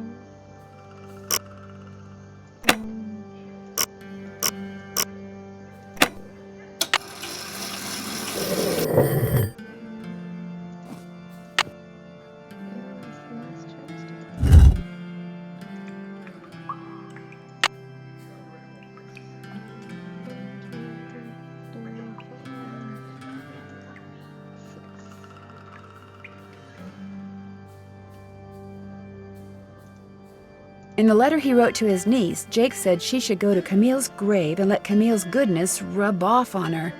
Rub as in rubbing, maybe? If I am supposed to make rubbings of these pillars, I'll need a pencil, which I already have, and some nice thin paper. If there's a hidden message here, I'll never find it at this rate. I'm gonna go grab some paper. Maybe making a rubbing would help.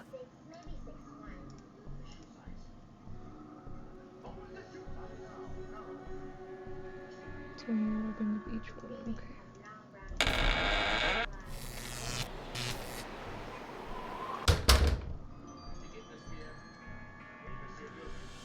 Something fits in here. Let's open this.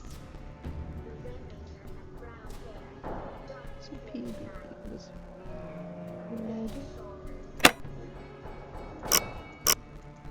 Green. Blue. Orange.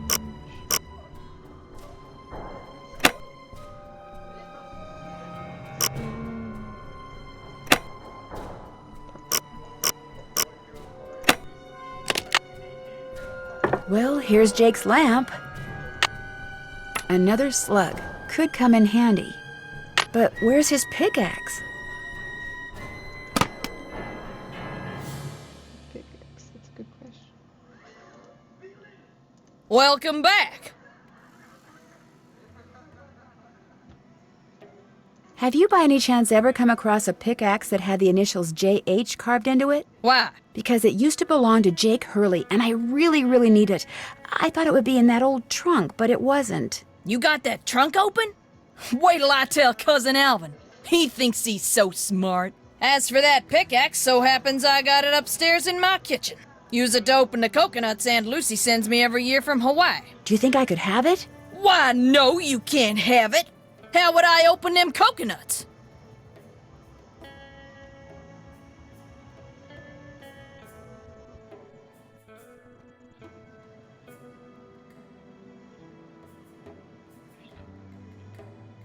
Hey, I could have just gotten you Charlena's autograph, but instead I got you an autographed picture, which is way better. You owe me.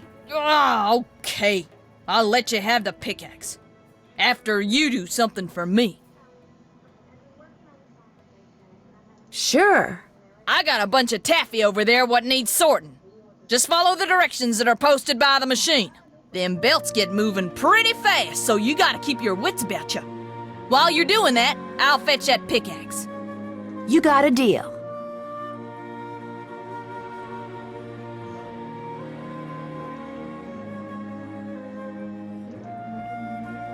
Must be in here.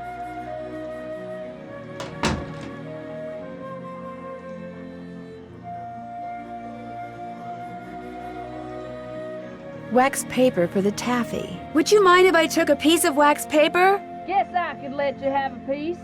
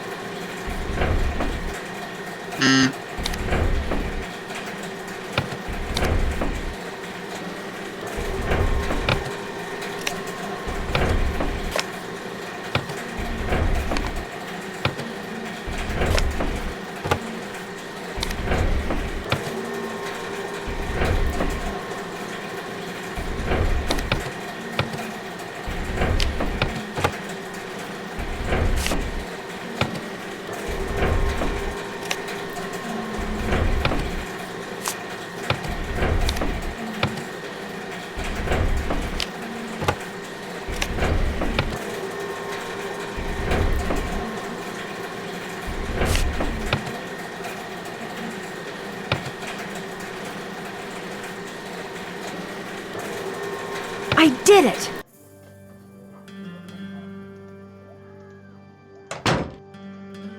Got that taffy sorted? Finally. That was hard. You sneak any freebies while you were at it? Oh no, I would never do that. Well, ain't you the goody two-shoes? Truth is, wouldn't have minded too much if you had, long as you fessed up to it. Here's the pickaxe. Cracked the handle pretty bad on the last batch of coconuts. You sure you want it? Positive. There you go. Don't hurt yourself. I won't. Thank you.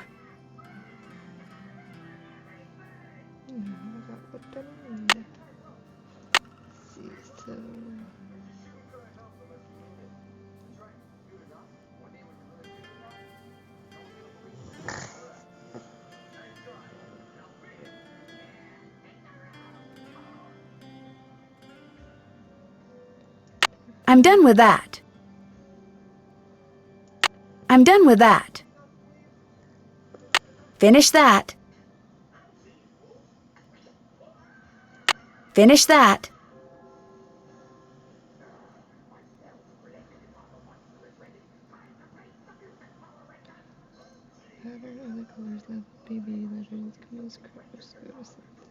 I'm done with that. I'm done with that. Use the wax paper. Oh, this, okay. Hello? Hey, it's Frank. I'm in the kitchen of the diner playing short order cook. Has that grandchild of Jake's engineer showed up yet?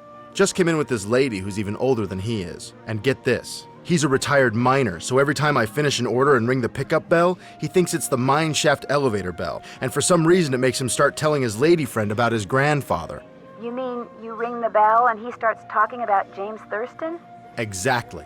Of course, 5 seconds later, he's rambling on about something totally unrelated, but I just fill an order, ring the bell, and ding, he picks up right where he left off. That is, unless I fill the order wrong and the waitress chews me out. She's got a voice like a chainsaw. Very distracting. Sounds like you better keep your ears open and your nose to the grindstone. I am. Just wanted to keep you posted. Well, good luck. Thanks. Talk to you soon.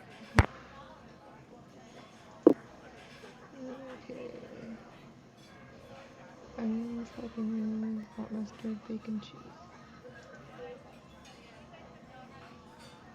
Onions. Jalapenos. Hot mustard. Cheese.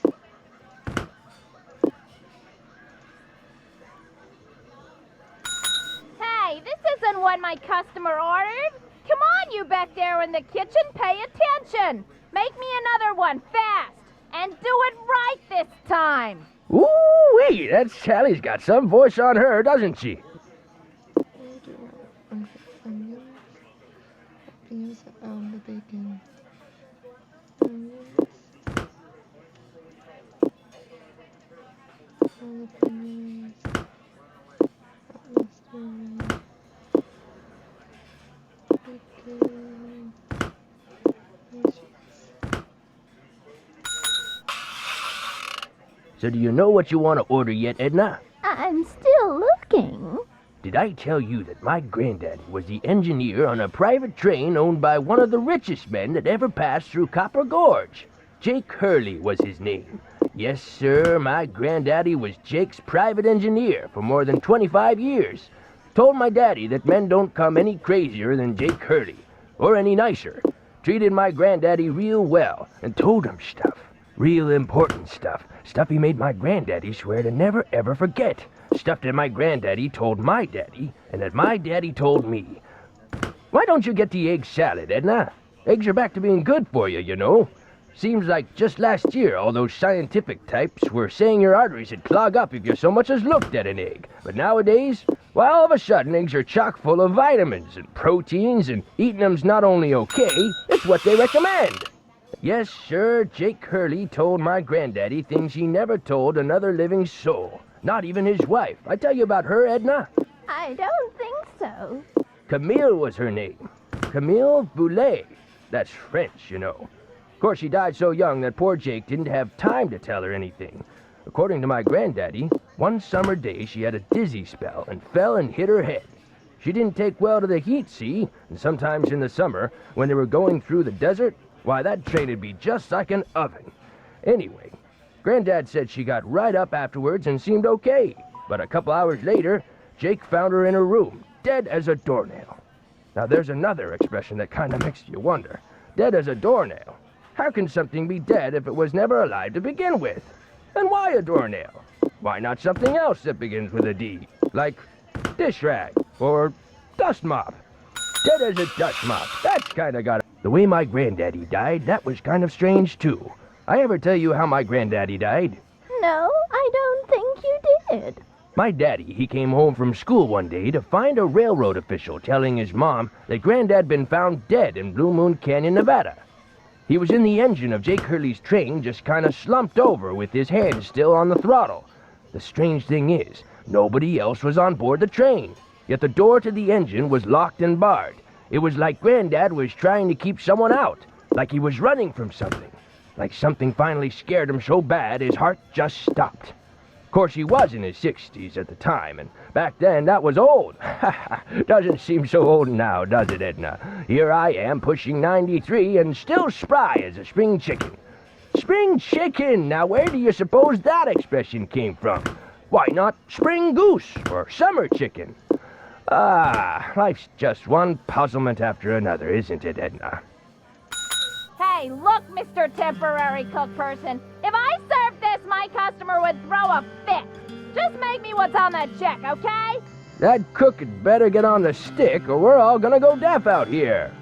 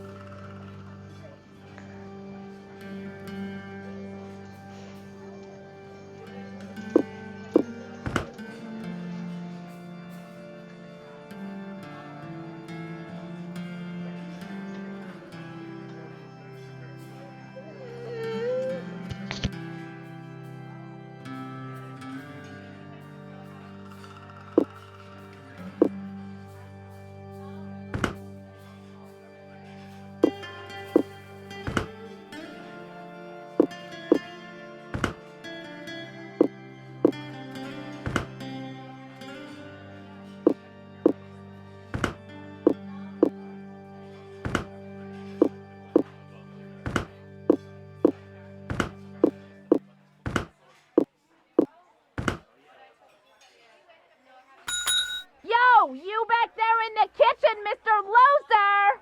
You messed up again! Do it over, okay? Now!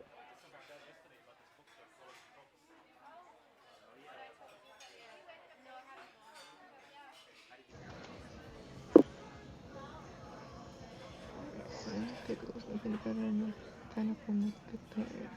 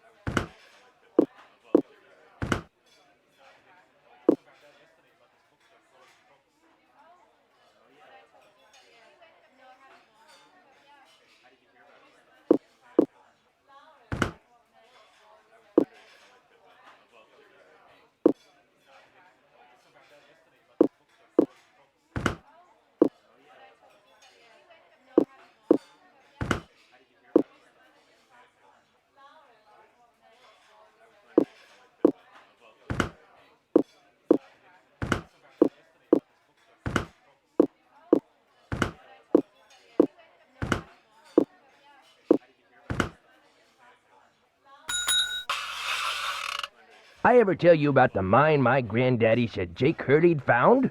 He found a mine? A couple years before he died, Granddad told my daddy that Jake found a vein in the mountains somewhere and was mining it all by himself, so no one would steal it out from under him. He wouldn't even tell Granddad where the mine was. What he'd do is have Granddad drive the train real slow so he could jump off without Granddad seeing him. Then Granddad would pick him up at a prearranged spot a few days later. Oh, they didn't call him Crazy Jake Hurley for nothing. Speaking of crazy, you see how much Abner's charging for a haircut at that shop of his now? $20! But what's even crazier is people are actually paying him that. I told him the only way I'd pay him $20 would be if I came in with hair down to my knees. He just laughed and said I was a crazy one. $20 for a haircut? What is this world coming to? But the craziest thing Jake Hurley ever did was tell Granddad the secret to finding his mine. He made him swear to tell it to my daddy and nobody else. Eventually, my daddy, he told me, and it was so bizarre that I remember it to this day, though I sure don't understand how it'd help anybody find his mine. But since my daddy didn't tell me not to tell anybody, this is what Crazy Jake Hurley told Granddad, word for word. The eye of the tiger is fixed on a star. Zircon lies in fingers that scar.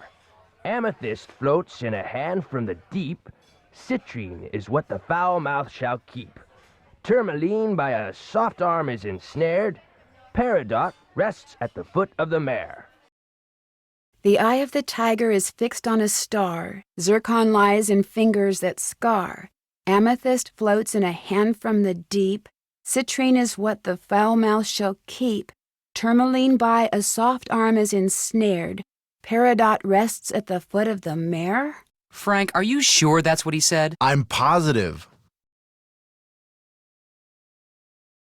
Are you sure that's all he said? Look, this guy was old, okay? I mean, we're talking Jurassic. And guys that old don't joke around. They don't have time to. What you just heard is what I heard, word for word. Got anything else? I almost forgot. You gotta check this out. It's just an old letter, Frank. You bet it's an old letter. From Samuel Clemens. Oh my gosh, where'd you get this? I found it in the caboose. Apparently he and Jake were pen pals. Wish I had a famous writer for a pen pal.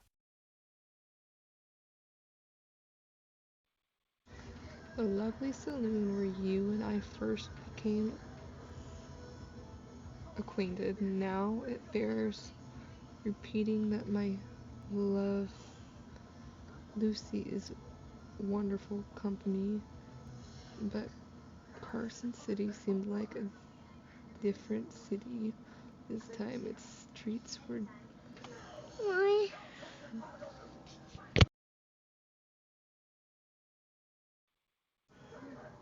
dim and city gone polite, and its belonging gun smoke free. Out clean, okay. Well, I see. I need to stay, but for a while away anyway. What's the name? The hero of my neat book continues to befuddle me. Levy is betrayal to Boysenberry Farm, but I'm not sold. Ideas appreciated. When Joe gave it to me, I about flipped. I know I should turn it over to Lori, and I will, but it's just so darn cool. I still don't see what the big deal is. I mean, it's not like it's from Mark Twain or anything. What? Talk to you later. You know where to find us.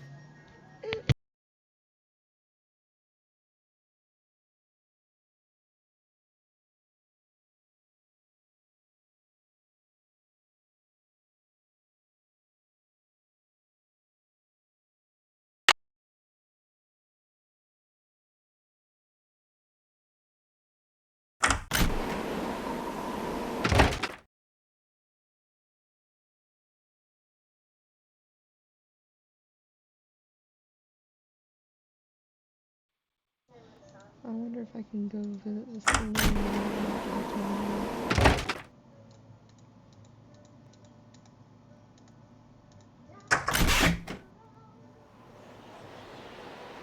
I guess I should just do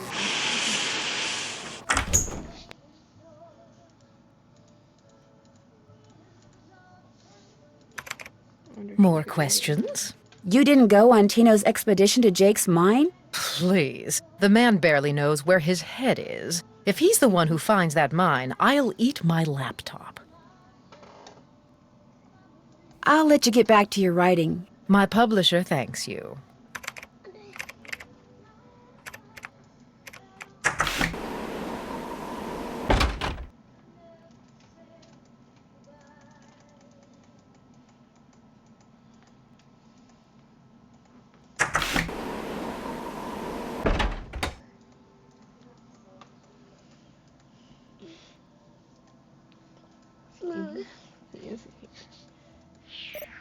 What's up? I hear Tino took you and Lori for a little hike today. Don't remind me. Turns out Tino had no idea where he was going. Good thing for him, my fingers were frozen stiff. Otherwise, I would have strangled him. I'll let you get back to work. Goodbye.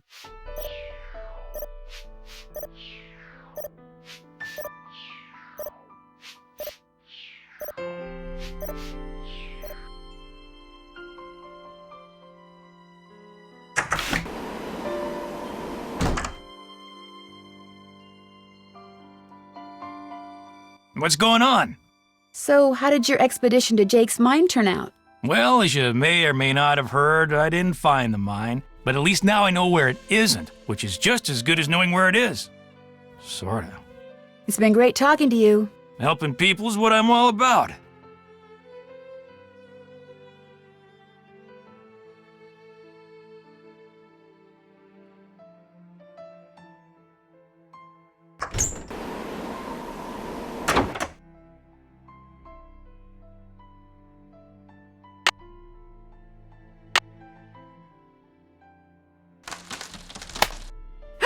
Oh no!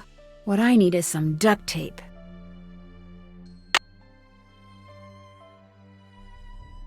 Oh no, I missed the duct tape.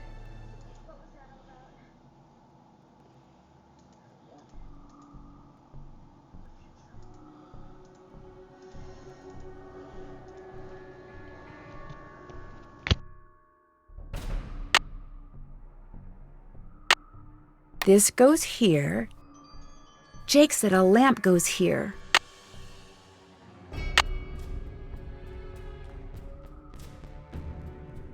Okay, looks like that goes there.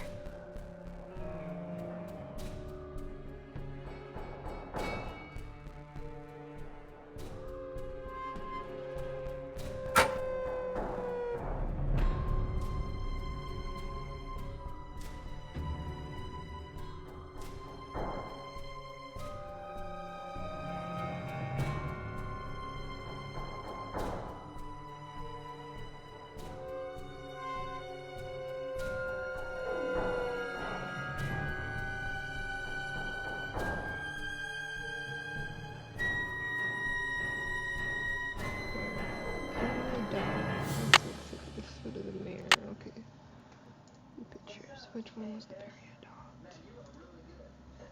Periodont, that was that one, okay. The foot in the mirror.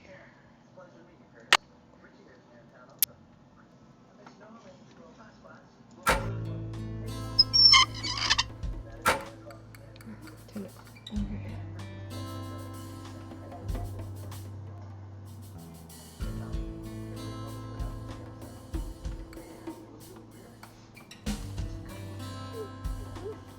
Amethyst floats in the hands from the deep.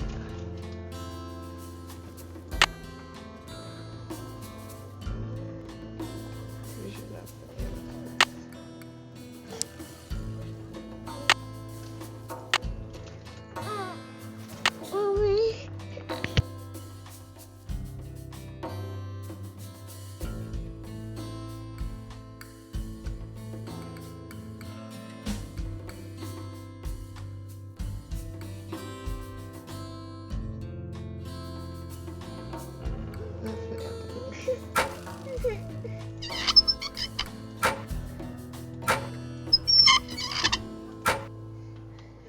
the star. Okay. Eye of the tiger's fixed on the star.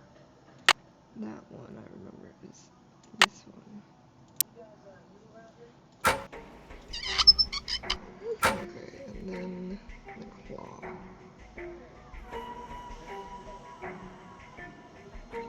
So combine on the fingers, that's scar. Okay. Zircon. Which one is that? Peridot. Zircon, that's the yellow.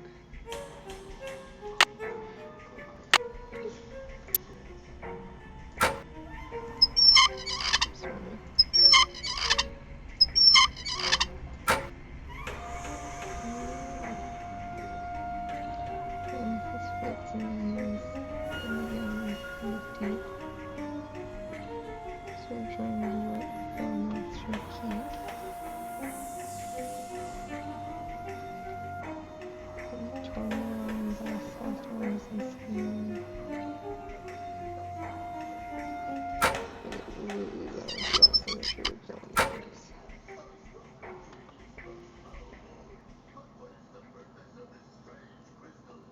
Search triangle, go in this one, because that's a fowl is a bird.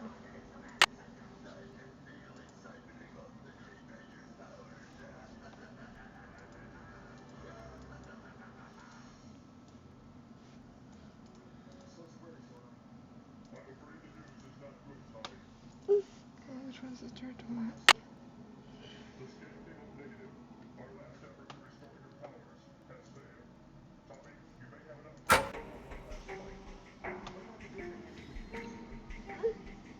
Oh, search triangle. Yeah, I got that one. Search triangle. That's that one.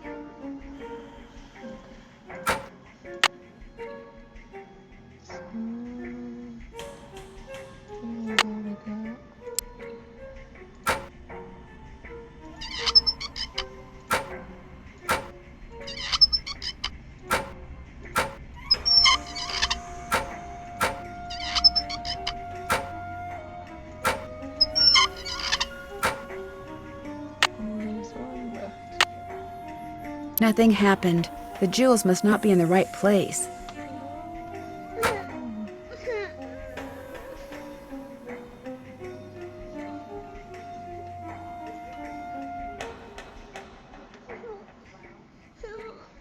Nothing happened. The jewels must not be in the right place. That darn snare must be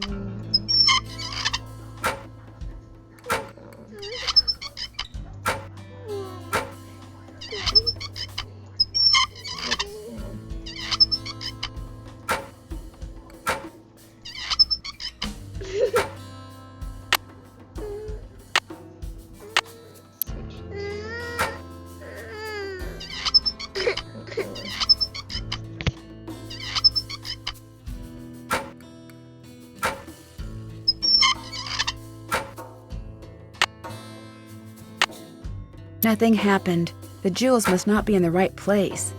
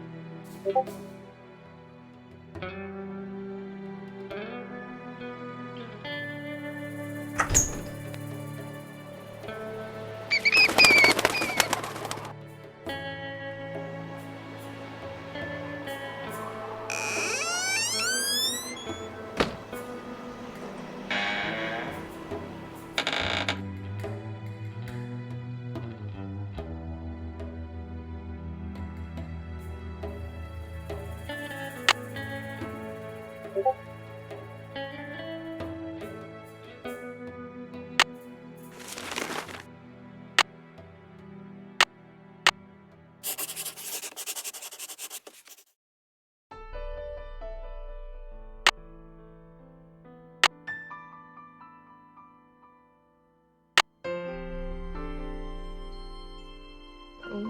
planet. Okay.